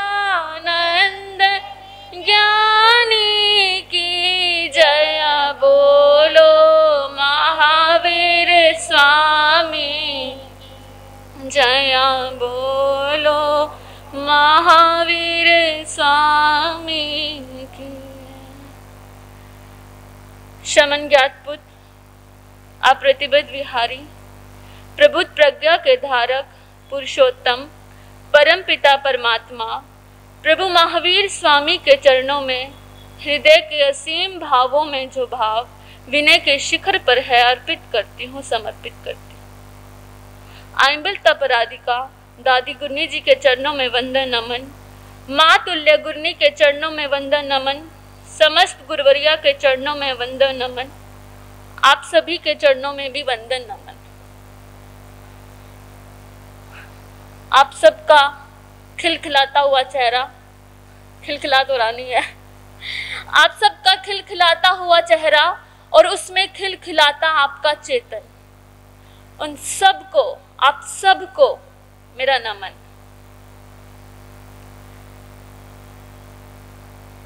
भगवान कहते हैं सुनना सबसे कठिन है, पर आज मुझे लग रहा है सुनने से भी ज्यादा कठिन है कहना। सुनने से भी ज्यादा कठिन है कहना। आज मैं कहने बैठी हूं, क्या कहना है और क्या कहा जा सकता है, क्या बताया जा सकता है, क्या बोला जा सकता है। मैं तो फिर भी सुबह से तैयारी करने में लगी हुई हूँ कि ये बोलूंगी। अब आपके सामने बैठ के बोल रही हूँ, पर अपनी इमेजिनेशन में 10 से 15 बार बोल चुकी हूँ आपको। मेरी तो हो गई तैयारी, आपकी? एक बार मैंने पहले भी कहा था, सुनना क्या चाहते हो? एक मोटिव तो हो गया, आपको शास्त्र सुनना है, आपने शास्त्र की वाणी सुन ली। पर्युषण पर्व चल रहे हैं तो आपके इमेज बन गई है कि आपको शास्त्र सुनना है। उसके अलावा आपके पास 7 साध्वियां हैं, आप प्रवचन में आए हो, बैठे हो, सुनना क्या चाहते हो? ऐसी कुछ है ललक, कुछ खोज जो आप सुनना चाहते हो। भूख लगती है तो खाना खाते हैं ना? क्यों खाते हैं खाना? क्योंकि भूख लग रही है, भूख का पता चल रहा है, तो खाना खाते हैं तो पेट भरता है ना। तो ऐसे ही सुनना क्या चाहते हैं आप, जिसको सुनकर तृप्ति हो, आपको, आपका पेट भरे। है ही नहीं कंट्रोल, हमारा कंट्रोल हमारे पास है ही नहीं। ये तो बात हो गई सुनने की। बोलने की, बोलना क्या चाहते हैं, देखना क्या चाहते हैं, पहनना क्या चाहते हैं, दोस्त क्या बनाते हैं, इसका कंट्रोल है? किसके पास है इसका कंट्रोल? हमेशा दूसरों के पास। दूसरा आपको क्या दिखाना चाहता है, दूसरों को क्या पसंद है, वैसा आप पहनना चाहते हैं। आपको अगर सादा कुछ पहनना पसंद है लेकिन मार्केट में डिमांड नहीं है, ट्रेंडिंग में नहीं है, तो आप वो नहीं पहनोगे। आप वही पहनोगे जो चल रहा है, जो बिक रहा है। सुनना भी क्या चाहेंगे? हर चीज का, अपने जीवन को देखो, हर चीज का। ये तो गई बाहर की बात, अंदर परिवार में देख लो, जहां रह रहे हैं उधर भी हर चीज का कंट्रोल किसको दिया हुआ है? दूसरों को। आपकी तो बात दूर हो गई, मेरे को ही देख लो, मेरा कंट्रोल किस पे है? आप पे। मैंने बोला सुनना तो कठिन है ही, बोलना उससे भी ज्यादा कठिन है। किसके लिए? साधु के लिए तो बोलना और कठिन है। अभी आपको बोल के जाऊंगी, दिन भर एक प्रशंसा का भाव मेरे चित्त को व्याकुल करता रहेगा। साधु के लिए बोलना कठिन क्यों है? क्या है साधु के पास? ना घर है, ना घर बार है, ना गृहस्थी है, ना धन है, ना दौलत है। ले देकर बोलना आता है, और उस बोलने के बोझ को कितना उतारना कितना मुश्किल है। मैंने बोला, आपने आके मेरी प्रशंसा कर दी, हो गया ना मेरा कंट्रोल आपके हाथ में। अगर आप ना करो तो मैं दुखी भी हो सकती हूँ कि मैंने बोला, शायद इनको मेरा बोला हुआ अच्छा नहीं लगा। तो साधु को सबसे ज्यादा क्या मारता है? कहाँ अटकता है साधु? इसी प्रशंसा के भाव में, जहां मैं अटकी हुई हूं आज सुबह से। आज सुबह से आप लोगों का इमेजिनेशन करके कि आपको ये बोलना है, उसी वक्त मेरा अहंकार इतना बढ़ गया है कि उसको काबू करने में मुझे अभी 3-4 घंटे लगेंगे। मेरे को तो 3-4 घंटे लग जाएंगे।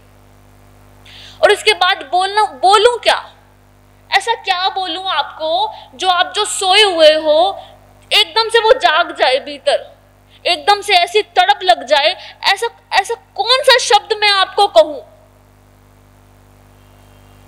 क्योंकि आप तो सुनना चाहते ही नहीं। किसी रेस्टोरेंट में खाना खाने जाते हो, ऑर्डर करते हो ना खाने के लिए, ये खाना है, यहाँ पे कुछ पसंद ही नहीं है आपकी, जो सुनने को मिल जाएगा सुन लेंगे। वो भीतर जाएगा क्या? जिस चीज के लिए तड़प ना हो वो अंदर जाएगा क्या? शास्त्र सुन रहे हो, एक परंपरा को निभा रहे हो, सुन रहे हो क्या? शास्त्रों ये परंपरा क्यों चल पड़ी? मैं तो कहा था कि भगवान महावीर का शासन तो ऐसा है कि प्रतिपल सब कुछ है, प्रतिपल कुछ बांधने जैसा कुछ है ही नहीं। वो शास्त्र सुनते सुनते कोई भी भाव ऐसा है जिससे आप बदल जाओ, ऐसा कुछ हो रहा है क्या? ऐसे सुनने की ललक है क्या आपके अंदर? चलो आपका तो पता नहीं, पर मैं थोड़ी तैयारी करके आई हूं। बाबा ने कहा वाणी पर बोलो, वाणी। कबीर कहते हैं, एक्चुअली कबीर कहते नहीं, उनसे कहना हो रहा है। वो झूम झूम कर क्या हो रहा है उनसे कि ऐसी वाणी बोलिए मन का आपा होए, औरों को शीतल करे खुद भी शीतल होए। क्या? ऐसी वाणी बोलिए मन का आपा होए, औरों को शीतल करे खुद भी शीतल होए। कैसे हो? अभी हमारे बड़े महाराज सब जी बता रहे थे प्रवचन में कि एक शब्द अगर हमें सुनना आ जाए तो किसकी कितनी तपस्या, और आपका एक शब्द सुनना क्या हो जाता है? बराबर। तो ऐसा सुनना या ऐसी वाणी निकलना कैसे हो बताओ? ऐसी वाणी कब हमारे भीतर से प्रकट होगी कि मन का आपा खोए। हम किन भेदों में बटे हुए हैं? एक भेद जो है वो हमें कुछ करने नहीं देता। भेद कौन सा? शरणानंद जी महाराज कहते हैं कि पूरा अस्तित्व आपका है, या जो भी पहुंचे हुए हैं, जो भी जिन्होंने भी जान लिया, वो क्या कहते हैं? दो ही चीजें हैं, या तो पूरा अस्तित्व आपका है या कुछ भी नहीं है आपका। दोनों में आप एक ही जगह पहुंचते हो। आपको सबसे ज्यादा प्यार किससे है? बोलिए, मैं पूछ रही हूं, मेरे को पता लगना चाहिए कि आप सुन रहे हो। आपको सबसे ज्यादा प्यार किससे है? हाँ, अपने आप से। नहीं तो आंसर मिलते हैं खुद बेटे से, परिवार से, पत्नी से। इन सब के बाद भी, इन सब को साइड में रख के भी हमें केवल अपने आप से प्यार है। किससे है? पत्नी के दो अच्छे शब्द भी हम इसलिए सुनना चाहते हैं क्योंकि वो अच्छे शब्द सुनना हमें अच्छा लगता है। किसी का प्यार भी हम इसलिए पाना चाहते हैं क्योंकि वो प्यार हमें अच्छा लगता है। हम किसी को प्यार देते हैं, किस लिए देते हैं? क्योंकि वो देना हमें अच्छा लगता है। हर चीज जो भी हम कर रहे हैं, जिसे हम कहते हैं कि हम तुम्हारे लिए ये करते हैं, तुम्हारे लिए वो करते हैं, उस हर चीज में अच्छा लगना किसका होता है? खुद का होता है। खुद को शांति, खुद को रिलैक्स मिल रहा होता है। तो सबसे ज्यादा प्यार हम किससे करते हैं? अपने आप से करते हैं, किसी और चीज से करते ही नहीं। अगर हमारे माँ बाप, हमारी पत्नी, हमारे गुरु हमें थोड़े कड़वे शब्द बोल दे तो हमें बुरा लग सकता है, बुरा लगता है, हम रूठ भी जाते हैं, परेशान भी हो जाते हैं। लेकिन हम खुद को ना जाने कितना कुछ बोलते रहते हैं, पर कभी आप अपने आप से रूठते नहीं है। अपने आप को गाली भी दे लेते हैं, बुरा भला, तूने ऐसा किया, तू ऐसा है, तुझे ऐसा नहीं करना चाहिए था, उस वक्त तुझे शांत रहना चाहिए था, तुझे ये करना चाहिए था। पर कभी अपने आप से हम रूठते नहीं है। तो सबसे ज्यादा प्यार हम किससे करते हैं? स्वयं से करते हैं। तो शरणानंद जी महाराज कहते हैं पूरा अस्तित्व ही आप हो, सब कुछ आप हो। जहां भी दिख रहा है, जो भी दिख रहा है वो आप हो। आपका बेटा, आपका परिवार, ये हो गया अंदर की बात। बाहर जाओ, जहां काम करते हो वो आपके अपने हैं। सांसें चल रही हैं, कैसे चल रही हैं, हवा मिल रही है, प्रकृति है, पानी पीने को जल मिल रहा है, सब कुछ क्या है? सब कुछ हमारा क्या है? अपना है। क्योंकि हम सबसे ज्यादा किसको प्यार करते हैं? खुद को। तो जब पूरा अस्तित्व ही हमारा है तो क्या उसके कहे हुए शब्द, जब ऐसा भाव हमारे भीतर में आ जाएगा कि सामने वाला ये भी मैं ही हूँ, ये भी मैं ही हूँ, ये भी मैं ही हूँ, तो किसी के क्या कहे हुए शब्द हमें बुरे लग सकते हैं? क्या तब क्या किसी के शब्द बुरे लग सकते हैं? क्योंकि हमें हमारे कहे हुए शब्द तो बुरे लगते ही नहीं। जब इतनी तल्लीनता सामने वाले को देखने में आ जाएगी तो क्या शब्द बुरे लग सकते हैं?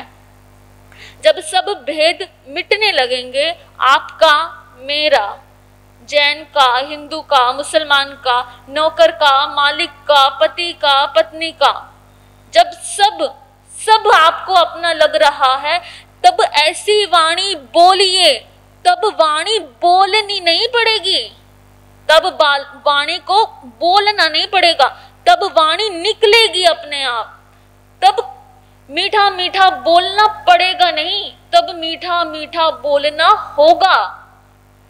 तब मन का आपा होए, तब जब आपका मन शांत होगा, और उसी शांतता में आप जो बोलोगे उसमें दूसरे भी क्या होंगे, शीतल होंगे, और हम भी क्या होंगे, खुद शीतल होंगे। अभी क्या आ रही है, संवत्सरी आ रही है। फिर संवत्सरी साल भर में मनानी नहीं पड़ेगी, एक दिन मना के सबसे क्षमा मांगनी नहीं पड़ेगी। हमें क्षमा कर दो, हमें क्षमा कर दो, हमें क्षमा कर दो, मिच्छामि दुक्कडम, मिच्छामि दुक्कडम, इसका रट्टा लगाना नहीं पड़ेगा। हर पल हर क्षण संवत्सरी आपकी होती जाएगी, मनती जाएगी। अभी मैं आपको कह रही हूँ, शायद आपको सुनने में अच्छा लग रहा है या नहीं लग रहा है। अभी आप स्थानक में हैं, स्थानक से बाहर जाएंगे, फिर घर जाएंगे, आपको ये बात याद रहे या ना रहे, ये तो मेरी बात हो गई, सुनने की बात हो गई। हमें तो यही याद नहीं है कि हमारे अंदर सांसें चल रही हैं। महसूस होता है कि अंदर सांसें चल रही हैं, दिल धड़क रहा है, पता चलता है। मेरी बात को याद रखना कि सबको हमें अपना मानना है। जब हम अपना मानते हैं तो भेद मिटते हैं, और उस भेद में वाणी कटु निकलती ही नहीं है। सांसें चल रही है, हमें यही याद नहीं है, हमारा दिल धड़क रहा है, हमें यही याद नहीं है। तब कब याद आता है? अभी कुछ 4-5 दिन पहले बिग बॉस के विनर सिद्धार्थ शुक्ला की डेथ हुई है, तब एकदम से याद आता है।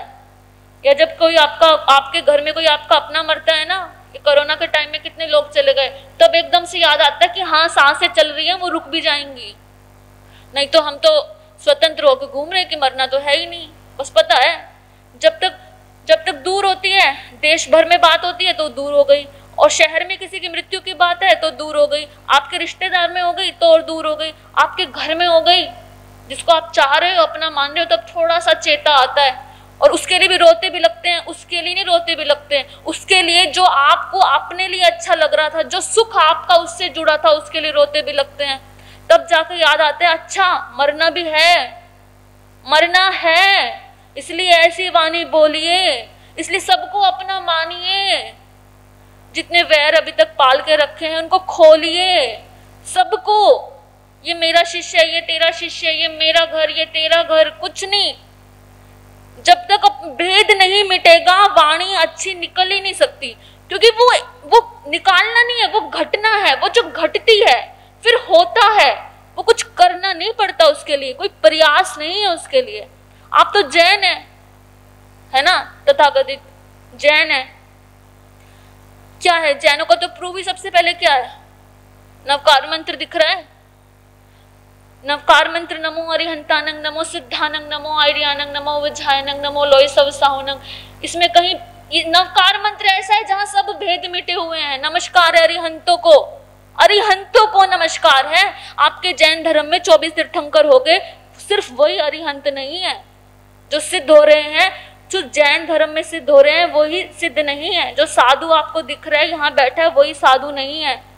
जहां भी जो भी इन गुणों के धारक है उनको हमारा नमन है। नवकार मंत्र की माला करते करते कितना टाइम हो गया, माला करने से भेद मिट गया भेद। हमारी वाणी अच्छी हो गई, नहीं हो पाती। ये सारी बातें मैं आपसे नहीं कह रही, खुद से ही कह रही हूँ आज आपको देखकर। मेरा भी दुआ कीजिए और आपने लिए भी दुआ कीजिए कि हम सब का भेद मिटे और हम सब से वो वाणी घटित हो जिससे मन का आपा खोए, औरों को भी शीतल करे और खुद भी शीतल हो। इन्हीं शब्दों के साथ ओम शांति। ये अपने आप में सिर्फ एक भाई को प्रतिक्रमण आता है, वो प्रतिक्रमण करवाते हैं।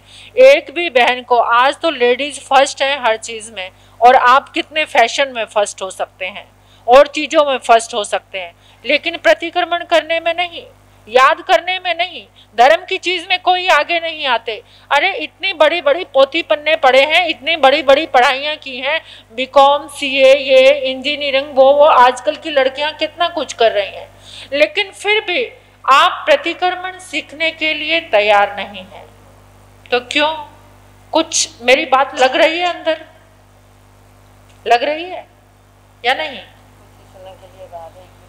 प्रतिक्रमण जो सीखेगा उसको ये सभा में बहुत सुंदर ढंग से सम्मानित किया जाएगा। ऐमी छोटा मोटा सम्मान नहीं होगा, वो बहुत बड़ा सम्मान होगा, बहुत बड़ा उपहार होगा। लेकिन आप तैयार हो जाइए प्रतिक्रमण करने के लिए, प्रतिक्रमण सीखने के लिए। कौन कौन सीखने की ललक रखेगा? मैं खासकर चूड़े वाली बहनों से कहा, वेरी गुड वेरी गुड। 4 हाथ खड़े हुए हैं, 5 कम से कम। हाँ जी, इधर भी 6। प्रतिक्रमण सीखने के लिए तैयार हो जाएं आप और आकर सीखना शुरू कर दीजिए। देखिए सम्मान भी मिलेगा और एक चीज और, अगले साल फिर प्रतिक्रमण आप कराएंगे। ये 8 दिनों के जो पर्युषण पर्व होंगे, आपको अपने भीतर में कितना कॉन्फिडेंस आएगा, कितनी अच्छी एक अनुभूति होगी। एक कपड़ा जिसकी सिलाई के लिए आप उस बुटीक पे ये डिजाइन वो डिजाइन इतना दिमाग खपाते हो, लेकिन जब आपके मन में ये आ जाएगा, वो आपको आत्मिक शांति देने वाला होगा। कपड़ा तो आपका फट जाएगा, कपड़ा पुराना हो जाएगा, उससे आपका जो अट्रैक्शन बना है वो थोड़े समय का है, वो थोड़े समय बाद खत्म हो जाएगा। एक ज्वेलरी पहनी, वो थोड़े दिन में पुरानी हो जाएगी, दूसरी नहीं देखोगे, उसके लिए आपकी चाहत जाग जाएगी। लेकिन आप प्रतिक्रमण करेंगे, ये नित्य नया आपके पास रहेगा, कभी भी पुराना नहीं होगा। तो जिनके हाथ खड़े हैं उनका मुझसे प्रॉमिस है पक्का। पर्युषण में किया हुआ प्रॉमिस ब्रेक नहीं करना। आप जैसे ही संवत्सरी हो, नेक्स्ट डे या उससे नेक्स्ट डे से आकर एक समय में सब बहनें आएंगी। समय निर्धारित कर लेना कि कौन से समय में आपको आना है और प्रतिक्रमण सीखना है। और इसके लिए प्रेरणा दी है हमारी ऋचा बहन ने। मुझे बोला कि महाराज साहब, तकलीफ होती है कि एक ही भाई प्रतिक्रमण कराते हैं, किसी भी लेडी को प्रतिक्रमण नहीं आता। तो कम से कम आप प्रतिक्रमण में बच्चों को, अभी मैं कहीं पर पढ़ रही थी, 183 बच्चे, छोटे 10-12 साल के 183 बच्चों ने सामूहिक प्रतिक्रमण किया और सबको प्रतिक्रमण आता है।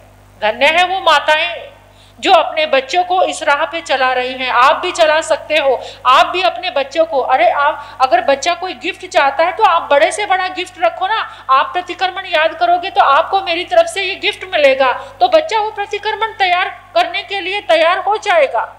तो आप ऐसा क्यों नहीं करते? आप कहते हैं अब की बार तेरी फर्स्ट डिवीजन आई, अब की बार तूने टॉप किया तो मैं तुझे 1 लाख का मोबाइल दूंगा। बच्चों को कहते हो आप, कहते हैं ना। लेकिन कभी बच्चों को ये भी कह दिया करो कि अब की बार तुम्हारे साहब का चातुर्मास है, अगर प्रतिक्रमण याद करोगे तो मैं तुम्हें। कहाँ टॉप करना चाहते हो अपने बच्चों को?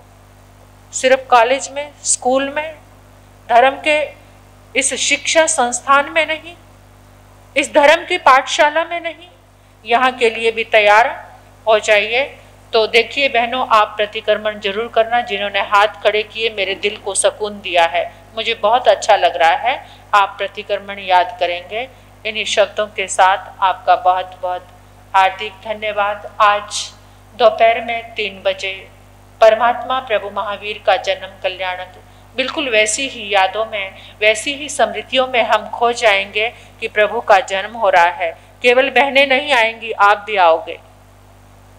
आज का जन्म कल्याणक का प्रसाद लेने तो आओगे, भर भर के लाए हो तो थोड़ा भर के झोलियां ले भी जाना। और जन्म कल्याणक अनुमोदन होगा, प्रभु के गुणगान होंगे, गीतिका होंगी। बहुत सुंदर सा कार्यक्रम बहनों ने किया है। परमात्मा झूले में झूलेंगे, त्रिशला माताएं नजर आएंगी आपको, त्रिशला माँ नजर आएगी, भगवान महावीर नजर आएंगे। तो थोड़ी देर के लिए मन के विचार कितने पावन बनेंगे, पवित्र बनेंगे। तो ऐसे सभी भाइयों को निमंत्रण है, आएंगे ना आप सभी? आज जन्म कल्याणक मनाने तो आएंगे ना? समय निकाल कर आना, कोई बात नहीं। समय से पहले और भाग्य से ज्यादा कुछ मिलने वाला।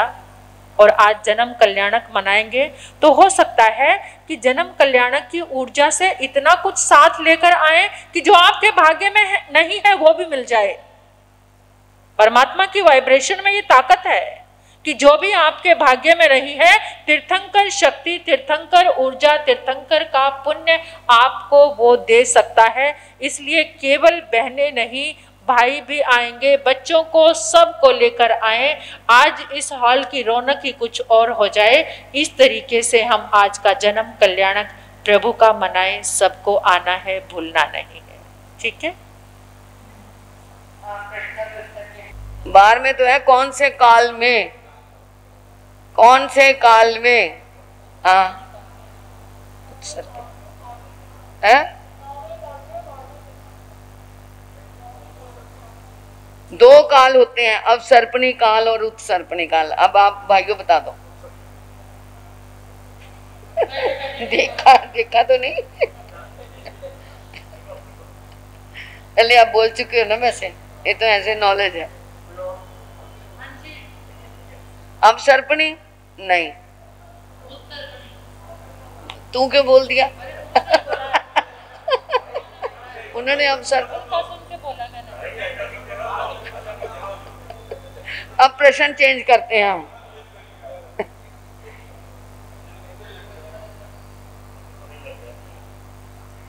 कृष्ण जी की मृत्यु किसके हाथों में होगी? हाथ खड़ा करना है। आप बोल चुके पहले प्रश्न का उत्तर दिया कभी 4 दिनों में? तो खड़े हो जाओ। आप उनको के जरा कुमार के आ जाओ जी। आज तो लोच वाली के हाथों से करवाते हैं। आजा आजा आजा, नहीं सम्मान करना है।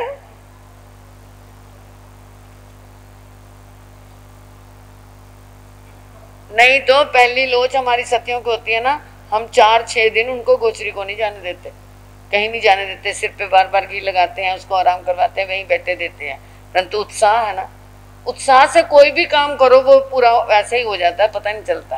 उत्साह और एक पावर भी है साथ में। इन्होंने मुझे कहा था हमारे साथ आप मेरी लोच करोगे तो आपके हाथ में दर्द नहीं होगा। लोच कोई मतलब बहुत हल्की नहीं थी, अच्छी भारी लोच थी। और मतलब मैं आपको अपना अनुभव बताती हूँ, मैंने बहुत सारी लोच की है, दूसरे अन्य ग्रुप में जाकर भी लोच की है, लेकिन जैसी इन्होंने लोच कराई शायद ही ऐसी लोच कोई करा सकता। एक बार सिर कैसे हिलाते हैं, सिर नहीं हिलाया, हंसते हैं। मैंने इतने हंसते हंसते और एक पता नहीं कैसी शक्ति का आरोहण हुआ इनके अंदर, इतने खिलखिलाते हुए। और मैं मतलब 1 सेकंड के लिए मैं रुक नहीं रही थी, बिल्कुल लगातार लगातार। और एक 2-2 बार भी नहीं, कम से कम 100-200 बार मैंने इकट्ठे निकाले उनके सिर से। और मतलब पहली बार दोस्ती, सिर भी कोमल था, वहाँ से खून भी निकल रहा था, लेकिन फिर भी इन्होंने जो मतलब इस तरह से मुस्कान और इस तरह से उनकी ऊर्जा थी, मतलब कैसी खुशबू भी महसूस हो रही थी। बहुत भव्य आत्मा है ये, बहुत भव्य आत्मा। और इतनी छोटी एज में तो आज तक किसी गृहस्थी चालका ने लोच कराई ही नहीं, ये पहली बार ऐसी लोच कराई है। वासुदेव भाइयों की तरफ से हाथ खड़ा करना, और जो पहले बोल चुके हैं वो नहीं, बीच में नहीं बोलना मेरे भाई। वासुदेव दीक्षा अंगीकार क्यों नहीं कर पाते? वासुदेव दीक्षा आप बोल चुके हो। स्वतंत्र भाई, हाँ बहुत सुंदर, क्योंकि वासुदेव ने पिछले जन्म में आओ ध्यान किया होता है, इसलिए वो दीक्षा नहीं। प्रदीप भैया, प्रदीप भाई आओ आप तपस्या के साथ।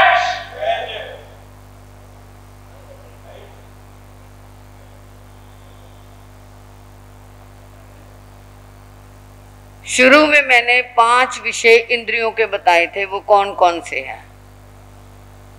शुरू में पहले शुरू में बताया था जिनके कारण ये जीवात्मा फंसी हुई है। आपने पहले जवाब दिया तो मैंने दे चुके। आदि आपका खड़ा है, क्या करें, कोई ऑप्शन नहीं है, आप खड़े हो जाओ। हाँ आ जाओ। ऋचा बहन आई है, ऋचा बहन आ जाओ।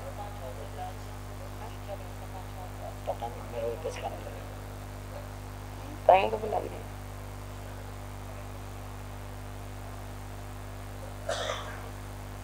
रानी पद्मावती जो 7वीं बन गई, कितने साल तक उसने संयम पाला? नहीं अभी नहीं, भाइयों की तरफ से है। हाँ पीछे भैया बोल है 20 साल तक। बहुत देखो ध्यान से सुना है तभी है ना। दो आप हजारीलाल मिंदर भैया आप दे दो। आपने प्रश्न का उत्तर देना था, मैंने उनसे बुलवाया, आप ही दे दो उनको।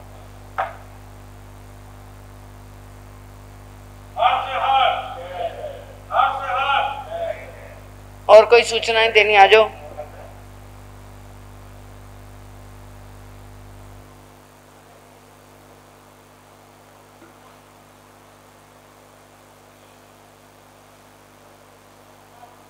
तपस्या के नाम मेरे को लिखवा ले, अब गुप्त का रूप थोड़ा सा प्रकट हो जाए। 5 दिन हो गए, अब तो कोई डर नहीं है, अब लिखा लेना अपने नाम आके। आधे खाने साथ के पावन पुनीचर बंधों के अंदर हृदय की सीमा आस्था के साथ कोटि वंदन कोटि नमन। महाराज श्री जी के हार श्री की शिक्षा का पूछते हैं। सभा में उपस्थित आप सभी भाई बहनों को सादर जय जय।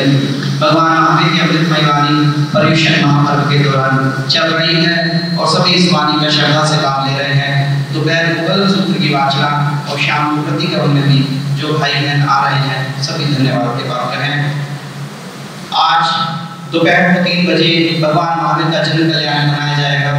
सभी को निवेदन है कृपया सभी अधिक से अधिक संख्या में सभी साथियों को साथ में लेकर के, परिवार के सदस्यों को साथ में लेकर के जरूर सम्मिलित हो और सभी एक दूसरे को प्रेरणा दें। आज दोपहर में प्रभावना का लाभ हमारी चंद्रा युवती संघ की प्रधान श्रीमती ऋचा जैन सतीश जैन परिवार की तरफ से रहेगा।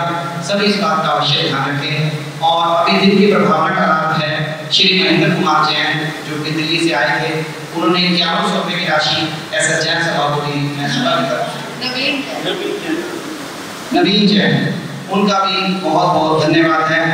और दूसरी प्रभावना है श्री महेंद्र कुमार जैन, श्रीमती कुसुमलता जैन, अनूप जैन, इंदु जैन, पावन जैन। इन्होंने एक आश्रय 8 दिन के उपलक्ष्य में इस प्रभावना का लाभ दिया है। तो परिवार इनका भी परिवार सभी का धन्यवाद है। तो परिवार से निवेदन है कृपया आप सभी प्रभावना लेकर के जाएं। तो दूसरा एक रात को कुछ जाप के अंदर 1 से 2, 2 से 3 और 3 से 4 दिन इन टाइमों के अंदर कुछ असुविधा सी हो रही है क्योंकि जिनकी बारियां चल रही थी उन सभी की तपस्या चल रही है। तो सभी सर्वसम्मति से जिनकी तपस्या ना हो, मेरा निवेदन है 3 दिन और बचे हैं, जिनकी तपस्या ना हो वो इन 3 बारियों में जरूर अपना नाम दें। जाप अभी भी चल रहा है परंतु जहाँ 3 बंदे होते थे वहाँ 2 रह गए हैं, 2 वाले के स्थान पे 1 रह गया है। तो 1 से 2, 2 से 3 और 3 से 4 युवक मंडल पूरा प्रयास कर रहा है। हर एक को फोन करना, समय से उठाना और पूरी बारी करना। बहुत अच्छी व्यवस्था चल रही है रात की, परंतु फिर भी इन बारियों में जो अपना नाम देगा बहुत बहुत धन्यवाद है उसका। सभी के लिए ऊपर की व्यवस्था जैसे पहले भी हुई थी निकाली गई है। उसमें से जिनके नाम आए हैं उनमें 24 लकी ड्रॉ ऊपर जो है महापर्व संवत्सरी के दिन निकाले जाएंगे, उनको सम्मानित भी किया जाएगा। तो सभी इस बात का विशेष ध्यान रखें। और 8वें दिन पर परिषद जो महापर्व संवत्सरी है उस दिन पोषण का भाव अवश्य बनाएं। सभी पोषण करने का अवश्य भाव बनाएं और जो एकाष्ठा और व्यासना कर सकते हैं वो भी यहाँ पर जरूर उपस्थित रहें। पोषण के अंदर व्यासना भी जो कर सकते हैं, दया का भाव जिसमें रहे तो वो जरूर यहाँ अपने नाम हमारे को लिखने की कोशिश करेंगे। इन्हीं शब्दों के साथ आप सभी भाई बहन हर कार्यक्रम के अंदर सम्मिलित हो रहे हैं। सभी का बहुत बहुत धन्यवाद, आभार। जय जय जय। आप कौन से घंटे में जाते थे? मात्रा गारंता स्वंते प्रिकमान निंदा में ग्रामी त्याग गोश्री तपस्या करने वालों को आज के आई मिल 5वां आई मिल मेरे को अपना नाम लिखा देना जी। अच्छा कांता जी का तो मैंने लिख लिया, इन दोनों को भी लिखने हैं। लो हाँ सत्यनारायण जी का भी। अमल तिविरम पैसना पन्न खम समन था भगना सस्माय मित्रायण लेवाले बना संस्माय मित्र गणता स्वंते प्रिकमान निंदा में ग्रामी त्याग गोश्री तपस्या करने वालों को आज का 5वां उपवास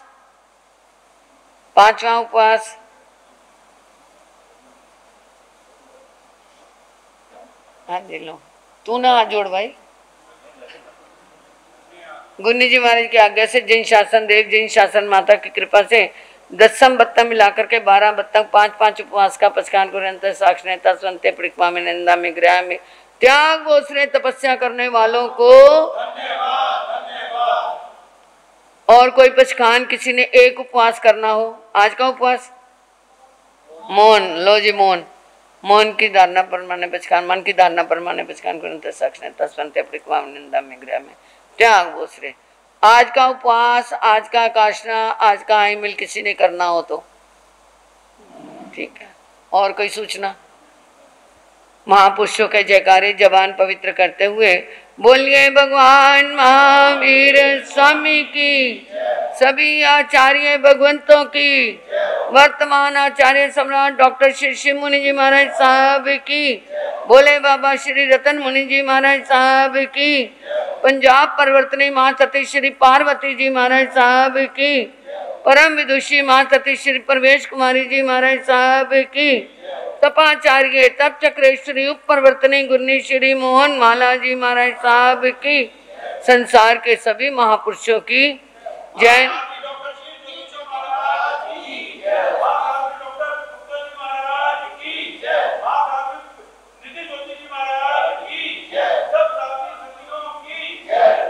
नमो हरिहंतानंग, नमो सिद्धानंग, नमो आर्यानंग, नमो विजयानंग, नमो लोहि संसावनंग, चैता वारंवार संचकवटी में हिडियो संति संति करे लोहे पत्तों गए मनुत्रंग, नमी उनसर स्वर गुरुल बुजुग परिवंद्य गए कलेश्वरीय सिद्धार्य विजय संसावनंग, श्री चितारी मंगलम हरिहंता मंगलम सिद्धा मंगलम साहु मंगलम केवलिप्नत्तो धम्मो मंगलम, चितारी लुगुत्मा हरिहंता लुगुत्मा सिद्धा लुगुत्मा साहु लुगुत्मा केवलिप्नत्तो धम्मो लुगुत्मा, चितारी शरणम पव्यामे रिहंते शरणम पव्यामे सिद्धे शरणम पव्यामे साहू शरणम पव्यामे केवलिप्नत्तो धम्मो शरणम पव्यामे, अरिहंता जी का शरणा सिद्धा जी का शरणा साधु जी का शरणा केवलिप रुपयादि धर्म का शरणा, ये चार शरण दुख